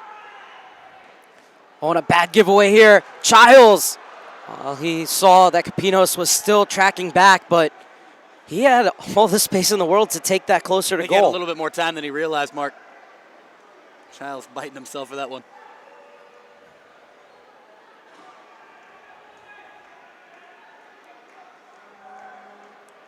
You can't help but just love watching Nick Pereira play. Look out for number 77 to continue. Be the target man up top and on cue. Long ball his way. Look at Kairos climbing the ladder to win one over him. One way to do it.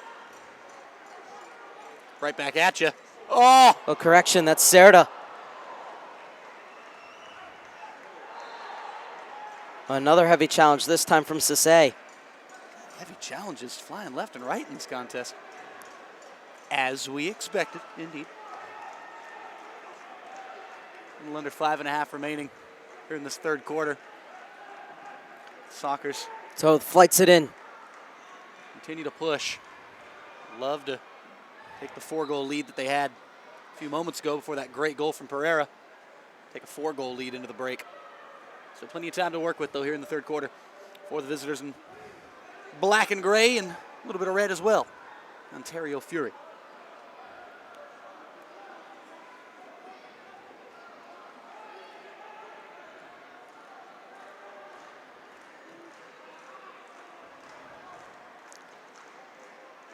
Zé Roberto guides it back to his keeper. Capinos brings it down. Dispossessed by Escoto. Great stuff by Escoto right there.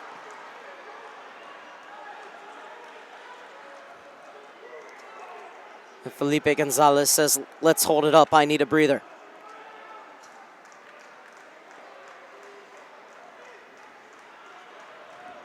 Toth forced to go line. Oh, that went straight off our cameraman downstairs. Brilliant job holding the camera. I believe that was Brittany Campbell. No, Brittany Campbell's okay. It was Dave. Ah. Oh, no. Oh, and Farber. A blue card comes out right away. Oh. Worried about our cameraman taking a nasty challenge moments ago, and now it's Farber. Man, taking a boot to the face. And during that stoppage, Toth came sprinting out and gave Dave Evenson a fist bump. Let's check in on Farber here, make sure number 7's okay. Oh, that could have been real bad. Play up on the Jumbotron, and I mean, the blue card came out, but you were surprised that an additional card didn't come out as well. Maybe. Let's see. If you want to talk about the possible denial of a goal-scoring opportunity and being the last man back. I wasn't even actually thinking about that. Everybody really just focused on the gruesomeness of a kick And to you the know what? face It there. is, because it's the last man back, it's going to be a penalty shootout. Okay. Here you go, Sockers. Farber, I'm sure, wishing that the Sockers could have gotten this opportunity in a different way. Here you go, talk about indoor soccer entertainment. Don't get to see these every game. So it's going to be Childs for the hat trick. Has 5 seconds in the one-on-one against Capinos. Childs versus Capinos for the second time today. The first was from the spot. This one in the penalty shootout.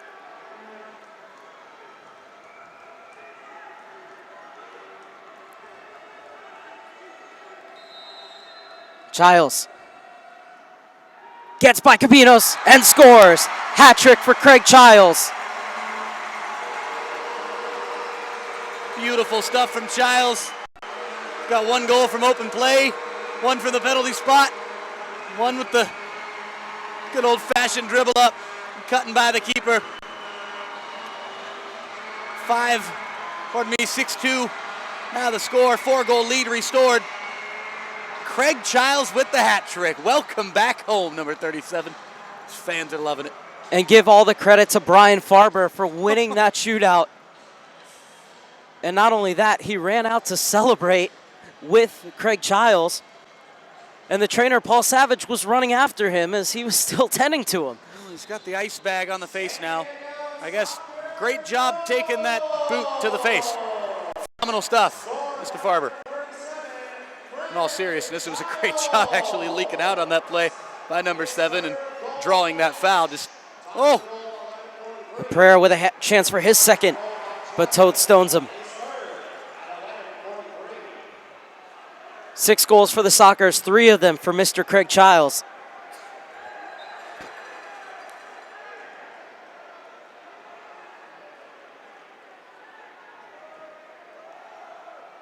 Three minutes, 49 seconds left in the third, and it's a goalie restart for Chris Toth. And an excellent job with his feet there to save it from Nick Pereira. Claire, 28-year-old, leaves it off. They're charging down the far side.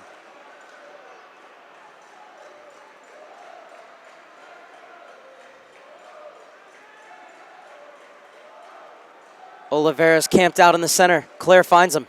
Now making the run off him, Claire. That was well defended by Capinos. A player down here on the Ontario side. Looks to be Cisse, but he Cisse's seems to be all right. now. You know, one of the things I love about Cisse, it reminds me of Matt Clare as well, is You always see on the Facebook, the Instagram, that they're always out in the community. They're always doing things representing their respective clubs, going to charity events, coaching youth teams. You know, just doing a great job to give back in the game that has given them so much. You can't have enough of those guys.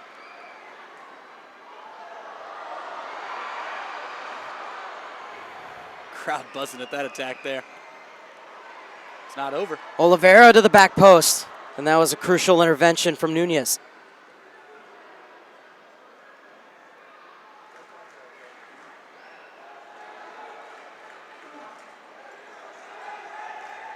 Look out. Reza.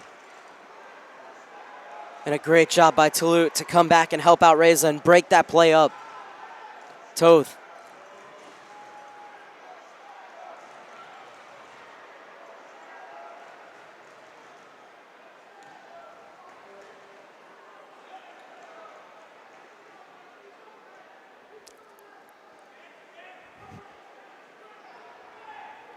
Plays catch with Queiroz.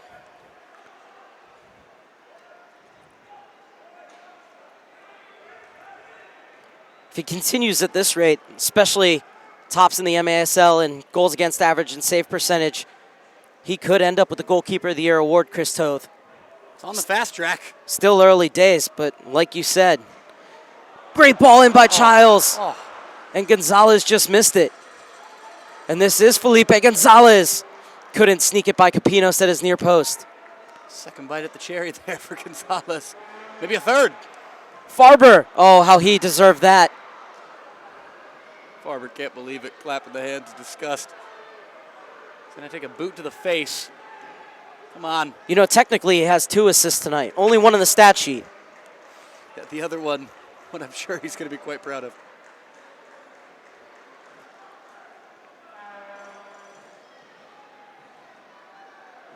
Childs posting up. Farber making the run off him. Childs takes the inside route. Capinos got down well. Almost Farber in the right spot again there.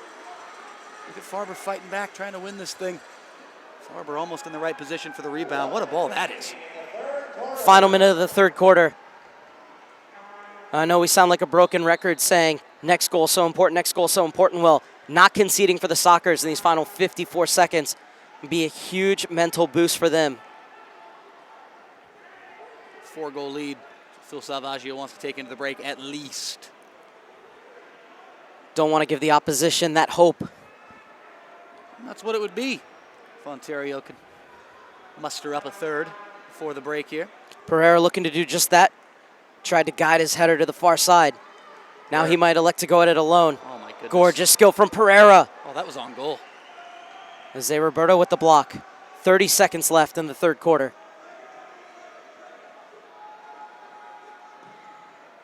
That shot dragged well wide. Still might work out for Ontario. And Toth plays it off the glass. So thought about slowing things down and kind of just holding out for the rest of the quarter. You saw Matt Clare wide open on the far side. Clare ends up being dispossessed though. 10 seconds left here for Ontario to get something working. Get it to the right guy. Clipped inside. Cisse's header right at Toth, who was well positioned. And that is how the third quarter will end. 6-2, the Sockers have the lead heading into the final 15 minutes. I'm Stephanie, and I'm a San Diego State student, and I am a Cal Coast member. I would honestly consider the people who work at Cal Coast my friends. Like when I'm walking up, they're smiling and still respectful, really kind, but they're just happy, and they really seem happy to be doing their job. Book skills are important, but they're temporary. Life skills are forever. So what Cal Coast teaches me with handling my money, I'm going to know that and use that for the rest of my life. Blew out my ACL. Pulled my shoulder out. Broke my collarbone. I had a Liz Frank injury. You play long enough and it's going to happen to you. I heard a lot of good things about UC San Diego health system. The hospital, the doctors. Gave me a lot of confidence going into the surgery. A good experience for me. I was able to get back to the sports I love. It's always nice to relate to a doctor when they've been an athlete. I wouldn't trust anybody else with my knee.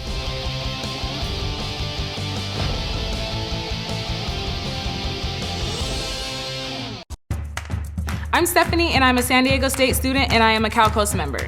I would honestly consider the people who work at Cal Coast my friends. Like when I'm walking up, they're smiling and still respectful, really kind, but they're just happy and they really seem happy to be doing their job. Book skills are important, but they're temporary. Life skills are forever. So what Cal Coast teaches me with handling my money, I'm going to know that and use that for the rest of my life. 6-2 San Diego lead as the Frisbees continue to rain down here at the Valley View Casino Center. Mark Serber alongside Nato Burea. Hope you're enjoying our coverage as the San Diego Sockers are looking to do the double over the Ontario Fury and maintain sole possession of first place in the Pacific Division. And Nate, you know, when a player scores with his right foot, his left foot, and his head, they call that the perfect hat trick. What do you call a hat trick where you score one from open play, one from the penalty spot, and one from a shootout? An arena soccer special. I love that. Absolutely love that. That is a term that has to be coined, and Craig Childs has pulled off an arena soccer special tonight. Has 3 of the Sockers' 6 goals as they have the 4-goal cushion going into the final 15 minutes. But once again, this is indoor soccer. Anything can happen. A quick goal for the Ontario Fury, and they're right back in it. And you know when you're a team coached by Bernie Lilliball, you're going to fight to the bitter end. First off, let's get copyright on that term. Arena soccer special. I want copyright. As far as this game goes, as far as the 4-goal deficit for the visitors from Ontario, they are a couple of quick goals away. You look at the way Pereira's playing up top. They get this thing to 6-3, 6-4. Suddenly, there's worry. Suddenly, there's a little squeaky bum time going on for the San Diego Sockers for Phil Salvaggio. If they come out and get the first goal here in this fourth quarter, they need to be smart. They need to not maybe push too much ahead with a 4-goal lead. But if they come out, Mark, and get the first goal here in this fourth quarter, it really could be curtains psychologically. Well, this is an Ontario side that has to be tired. Traveling just 2 days ago all the way up to Stanislaus to face the Turlock Express. Been all over the Golden State over the last few days. Sockers will have 6 days to recover when they'll face off against Kansas City Comets. And then Ontario will face them on Sunday. So the Comets 2 games in 2 days here in Southern California. It's a game January 21st here at the Valley View Casino Center that I'm really looking forward to, and I know a lot of other people are as well. Don't want to overlook that Kansas City match. That Comets team a very strong side as a foul's going to be called out here. But the next home game, Sockers with a 3-game homestand tonight, the 14th against Kansas City, and then January 21st, Los Soles de Sonora come back to the Valley View Casino Center for the first time since knocking the Sockers out of the playoffs back in the spring of 2016. It's coming up from the northern deserts of Mexico. Always a fun time with Sonora in town. Ooh, De Abreu giving that right to Escoto, but he can't take advantage.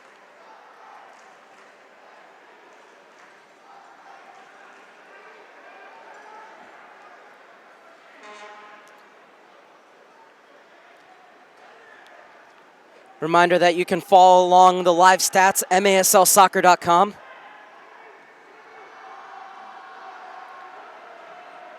So the Sockers 14 minutes away from their 8th victory of the season and looking to remain perfect at the Valley View Casino Center in the 2016-2017 season.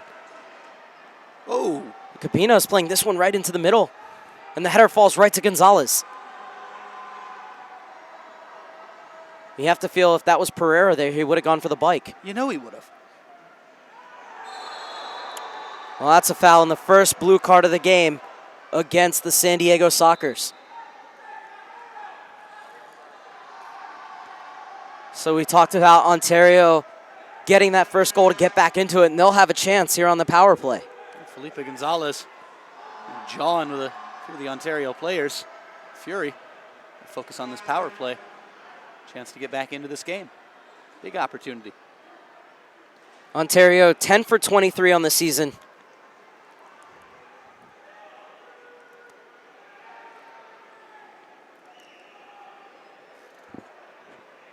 Sockers have given up just 4 goals in 18 penalty kills. Second behind only Solis de Sonora. Look out for the shorty. There's a way to kill some time. Farber has the step on Pereira, but not on Solis, who does an excellent job to get back.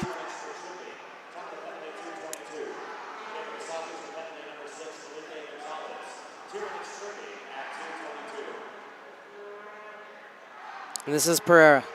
Goal and assist tonight.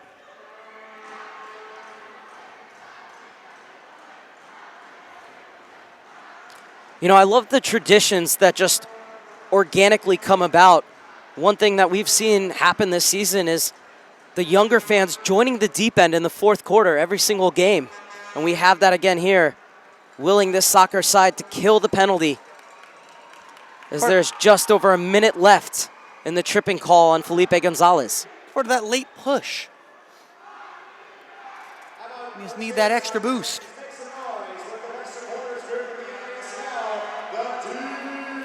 It's a good ball in, but once again, Toth gets down quickly as he denied De Oliveira in the corner.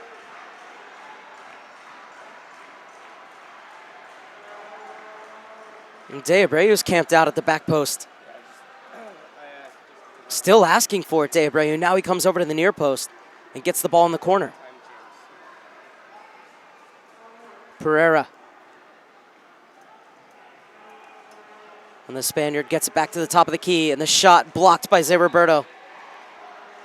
Unofficially, I think that's his third or fourth block of the evening. Unofficially.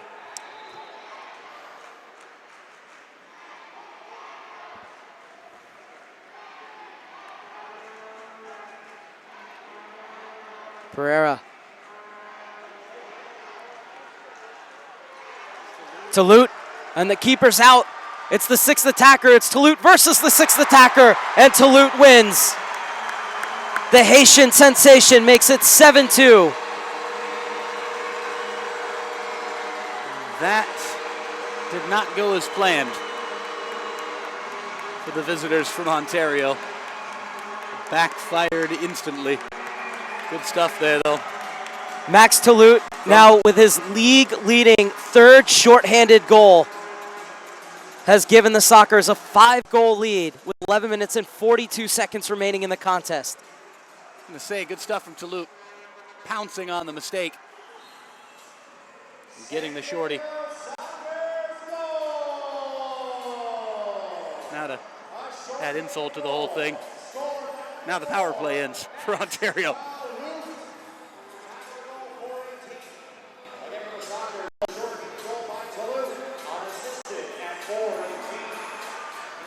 Really unassisted? Zé Roberto played him through.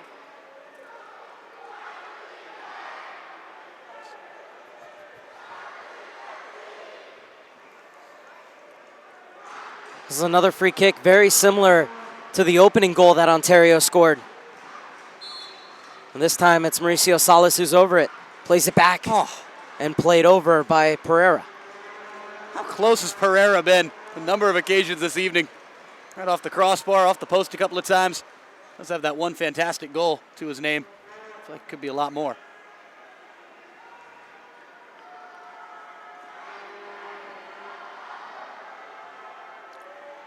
Another turnover deep in their defensive end from the Sockers. And the shot wide of Toe's post.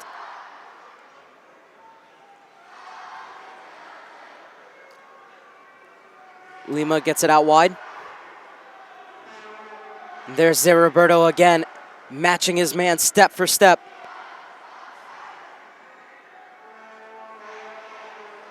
Murray. Cheeky little back heel. Cordero. Inside for Pereira. Cordero continued his run. Couldn't slip it through to Cisse on the far side. Good D there from LSO. Good stuff from Oliveira on the end of it.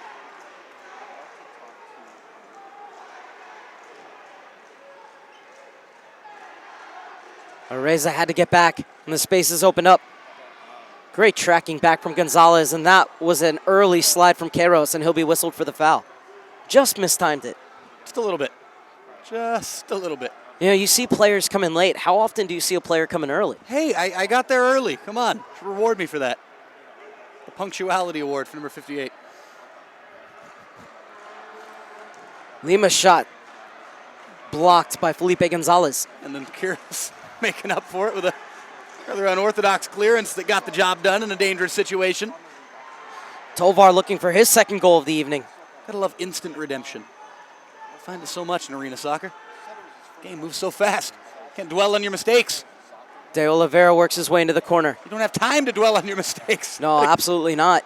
Capinos' drive takes a deflection. Oh! Ontario are furious right now because it ends up going in. Could be 7-3, and instead, the whistle had already blown. So there's going to be no goal, but the card is going to come out. That's a tough break. Ontario players saying, let him stay on. Let they go through. Ended up in the back of the net. Oh, it's a rough break for the visitors, Mark. And that's Gonzalez's second blue card of the game, so has to be careful. But again, as much as this power play is a good thing for Ontario, they'd much rather just have the goal in the bag. Absolutely. Very, very unlucky, as that was an excellent shot from Capinos.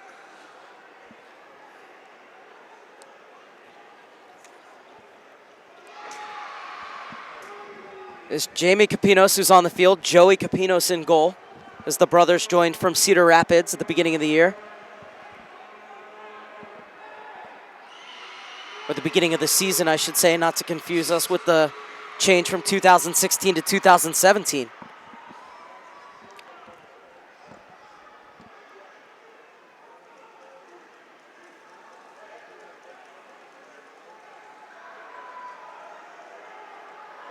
So confirmation of the blue card as Felipe Gonzalez is back in the penalty box. Look out for Pereira here, lurking menacingly by the seventh man against the boards. He's attacking left side. I was just going to say he's getting an earful.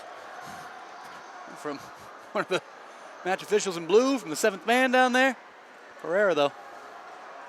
Telling you, look out off this set piece. They can work something to number 77. So just getting things sorted out.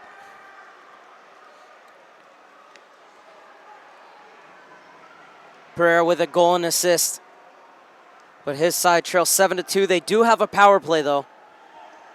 One of these days. Oh, you know what the break in play was? Because Gonzalez had gone over to the bench. Tried to hide instead of going to the box. Or no, now they're bringing Gonzalez out. Not really sure what's going on here. It's Tovar who's going to go. No, you go to the box. No, you go to the box.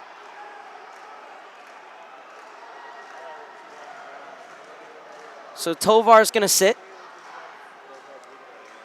Nevertheless, it's another power play for Ontario and gave up a shorthanded goal as they bought out a sixth attacker to try and make it a 6-4 advantage.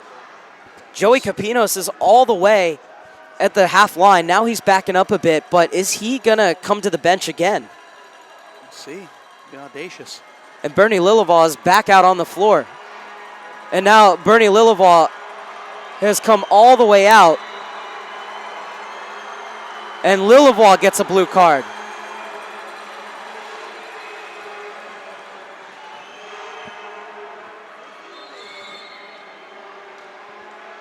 So not exactly sure what the Ontario Fury head coach is doing, Lillivaugh.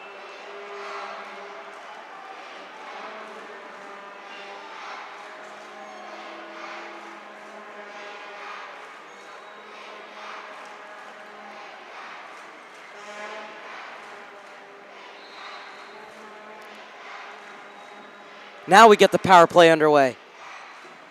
It's Pereira.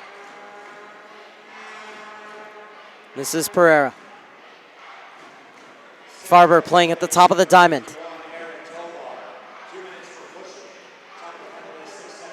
De Oliveira and Farber slides in to make the block. And Pereira karate chops it back to Capinos. I'm telling you, the background in martial arts. The background in futsal, beach soccer, and martial arts. That's another arena hat trick special of some sort.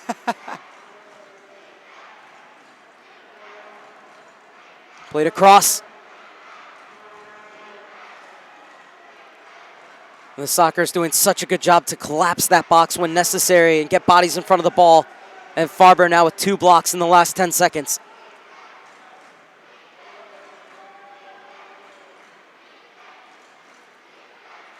He's looking back to his best, Brian Farber, but still work to be done on the defensive end for the Sockers.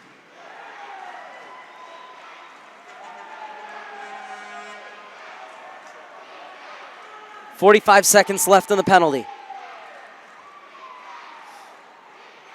Cordero. Another shot on the far side, takes a deflection, this time off of Toulouse, so it'll be a corner kick. But you have to love the movement of the Soccer's defense. Getting out, pressuring that ball and not allowing that skip pass either. Oh, allowed a chance there, just not taken. Good organization, though, and good intensity, as you pointed out, Mark. Good combination of such. 32 seconds left in the penalty to Eric Tovar, and now a chance for Toth to call a timeout and give these Soccer's players a breather, working hard on the penalty kill and keeping their 7-2 lead intact with 8 minutes and 15 seconds left in regulation. Soccer's hoping for cruise control to the finish line. They've got an opportunity to end this penalty kill, breeze on out in the final 8 minutes or so, seeming like the Ontario attack winding down in terms of their intensity, what they have got left in the tank. I don't want to count anybody out before the final whistle. If they can't get anything from this power play, just let too many chances go begging. This lead might be insurmountable once we get past, say, the 7-minute mark or so left in this game. Bernie Lillivaugh, instead of spending the timeout talking with his team, he's giving the referees an earful.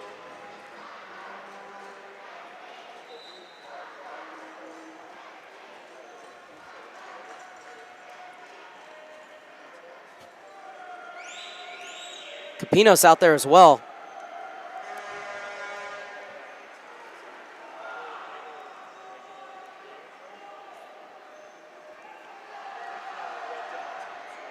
Toth will have the ball on the goalie restart to get us back underway. 32 seconds left in the penalty to Eric Tovar.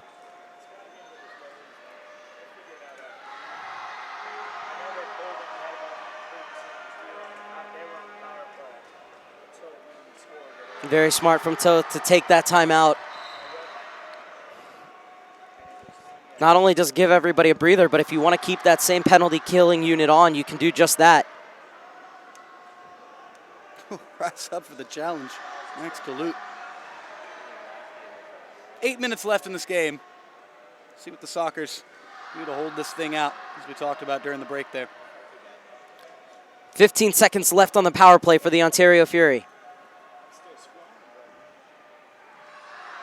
Looking to give themselves a glimmer of hope.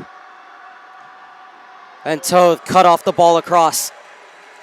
Well down, good hands. Another good penalty kill from the home team in white. San Diego perfect on special teams tonight. 2 goals on the power play. Although to be fair, they came from the penalty spot in the shootout. And then 2 penalty kills in their own right. This is Cordero. And he gives it away. Soccer's content to sit back just a bit. Make sure they don't give anything up in transition.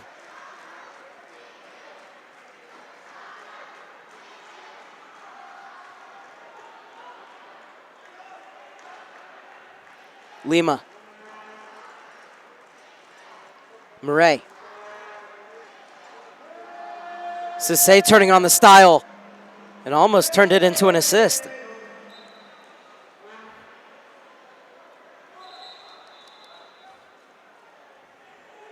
Well, it's going to be a delay of game, so the ball's going to go to the top of the arc.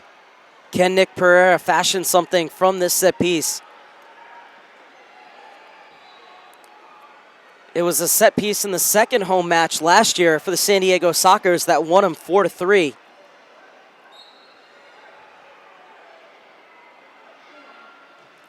Great save.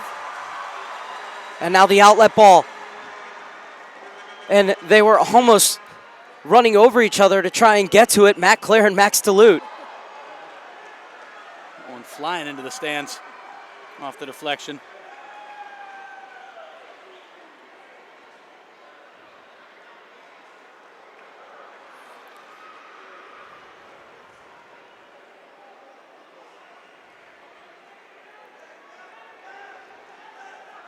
We talked about how Kansas City is coming for 2 games in 2 days against the San Diego Sockers and then the Ontario Fury. Well, a week later, Solis de Sonora is going to play Ontario before they play the Sockers. So both these teams, in a way, could become each other's friends in terms of the comparative opponents. Hey, do your best to tire them out before they play us. Nunez off the glass.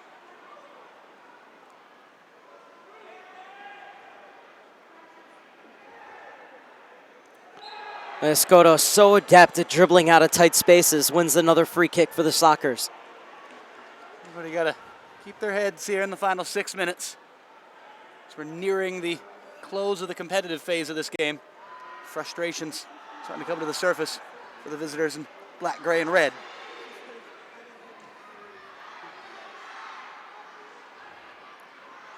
Salas. They need a goal now. They need a goal within the next minute. There to start the miracle comeback. Capinos with that little feint just to put off Anthony Medina.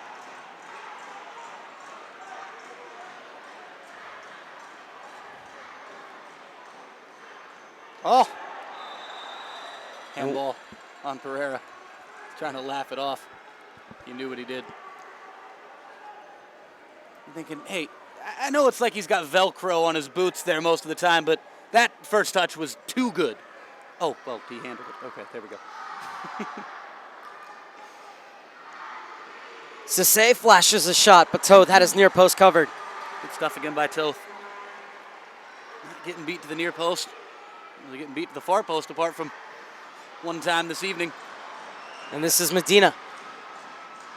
Excellent hold-up play from Medina. I mean, you think about it tonight, Mark. It took an exceptional set piece where Pereira really caught the Sockers sleeping, played one off the boards. That one flashes across the face. And it took that fantastic volleyed finish to the far post, low and hard, that would have beaten any keeper from Nick Pereira. Goal and the assist for number 77 this evening. And that's it. That's all that Chris Toth has allowed.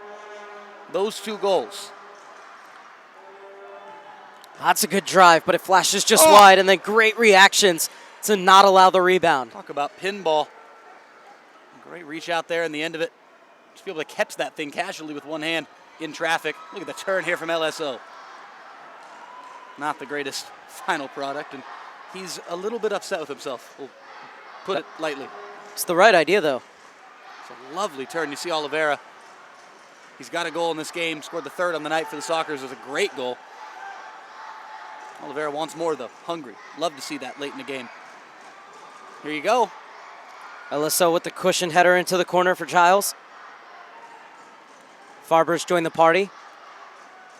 And no need to push it with a 5-goal lead and 3 minutes and 50 seconds left. Hey, this is the cruise control I keep talking about. This is what the Sockers need to do. Possess the ball. Work it back to Toth. Let the goalkeeper get a touch. Work this thing wide. Move for each other. Get a couple of subs in. A little half-line change. Get a few fresh legs. Be careful here. To the point where Toth might have to chip one forward, or you work out perfect spacing for LSO. Get it over to Matt Clare. Clare dispossessed. Cisse. Lovely move from Cisse, but the shot right at Toth. Good positioning from Toth, but Cisse's got to do a little bit better there. Make the Sockers keeper work. That one was really just right down the throat. Take nothing away from Toth. His big menacing presence, he puts you off a little bit. Toth with 20 saves on the night. 30 shots for Ontario. 8 of them blocked. And Toth has done the rest. Oh. Was beaten that time. You know, I've said this before, Mark. I've never seen a taller 6'1" person in my life. I don't know what it is about Chris Toth. 6 feet, 1 inch. That's it. Looks like he's 6'9" sometimes, the way he plays out there. Pereira into the corner. That's a beautiful ball back. Well, and an expertly fashioned goal from Ontario. Well, I'll tell you what, if you're going to give up a goal, you want to be given up like that rather than in transition. Maybe if he's 8 feet tall, he's going to get to that one. Just roofed in the end of it. And a great team goal there from Ontario. All 3 times that didn't give up goals. for the home team with 2:29 left. Will it be too little too late for the visitors from Ontario? Or is there still something in this? I'll never count Ontario out. How soon do they pull Capinos again? Chico Francisco Cordero with the goal. Reza. And a good save from Capinos. Off the boards, Claire. He can't finish. Might get a second opportunity, quickly closed down. Pereira helps it on. Cisse has a step on Reza, who does well to recover. Oh, Cisse just giving everything just to get up there. What a foot race that was. Have one, Cisse. Gets it over. Pereira. Minute 45 left as that one is skied over by Capinos. The defender still looking for his first goal this season. Minute 45 seconds left. 7-3 San Diego leads.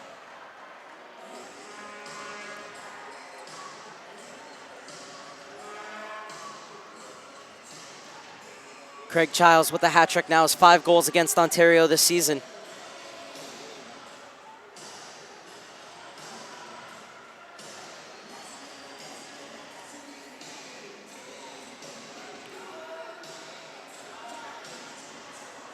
And a bad giveaway.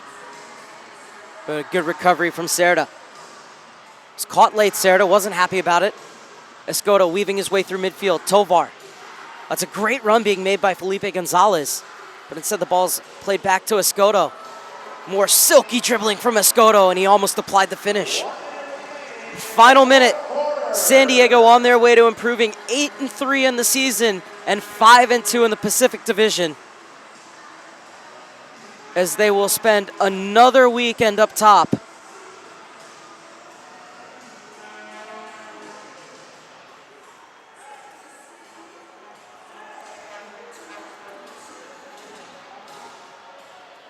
Another step forward in the quest for 15 tonight for the San Diego Sockers, and it's against their bitter rivals, the Ontario Fury. Just 3 goals away now from scoring 100 in their matches against the Ontario Fury, the San Diego Sockers. And the fans are in full party mode. Escoto still trying to get himself on the score sheet. Well, that's good defending from Cisse. And now he's going to get into it with Escoto. And LSO, and they're just trying to push everyone away. LSO apply for a job as a bouncer of a nightclub. Just came in, completely diffused that situation, said everybody back off, we're good. We cool? We cool? Everybody's cool? That could have been ugly, could have been a fight, unneeded. LSO to the rescue. How about that? Let's talk about that term, crucial intervention. It's a crucial intervention there from Mr. Oliveira. Probably the most important one of the night. Unbelievable. San Diego with a comprehensive 7-3 win over the Ontario Fury, improved to 8-3 on the season, and will spend another week up top of the Pacific Division standings. Final thoughts, Nate Abarea. Well, as cooler heads need to prevail here, there's a couple of late disagreements going on between a few of the players on both sides. Number one takeaway from this game is that is a hard-fought victory for the San Diego Sockers against a gritty opponent. It's what you got to do on your home turf. It's what you got to do in a quest for 15. It's what you got to do in a quest for a division title. It's what you got to do if you're supposed to be the team that you say you are. You win games like these. You win them in commanding fashion. You win them by a 7-3 scoreline against a real tough opponent who always gives you a hard time, who won in this building just last year in 2016. Great win for the San Diego Sockers here this evening. So for the Sockers, they will be back in action next Saturday night, and Nate and I will be back with you here on the MASL YouTube page for the call of the Sockers versus the Kansas City Comets. For everyone here at the San Diego Sockers, and for our producers, Ross Callan, and our cameraman, Dave Evenson, and for Nate Abarea, I'm Mark Serber saying goodnight from the Valley View Casino Center, where it finishes the San Diego Sockers 7, the Ontario Fury 3.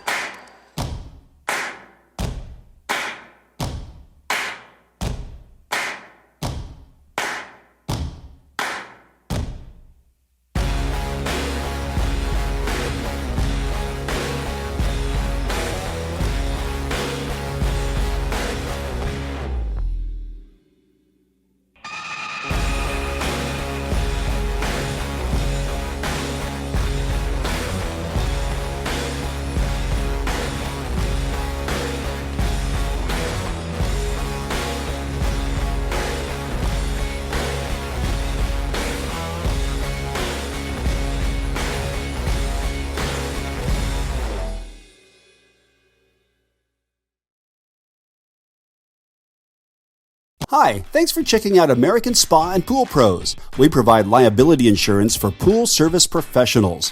Whether your business is pool repair, builders, remodelers, plasterers, or just about any service for swimming pools, we have a plan for you. Our customers love us and they keep coming back year after year. We're licensed to insure your pool business in more states than any other pool service association in America. We offer great coverage and competitive rates. There's a flexible plan that's perfect to protect your business and your livelihood. Have a question? Just ask. We look forward to you becoming a member of ASAPP today.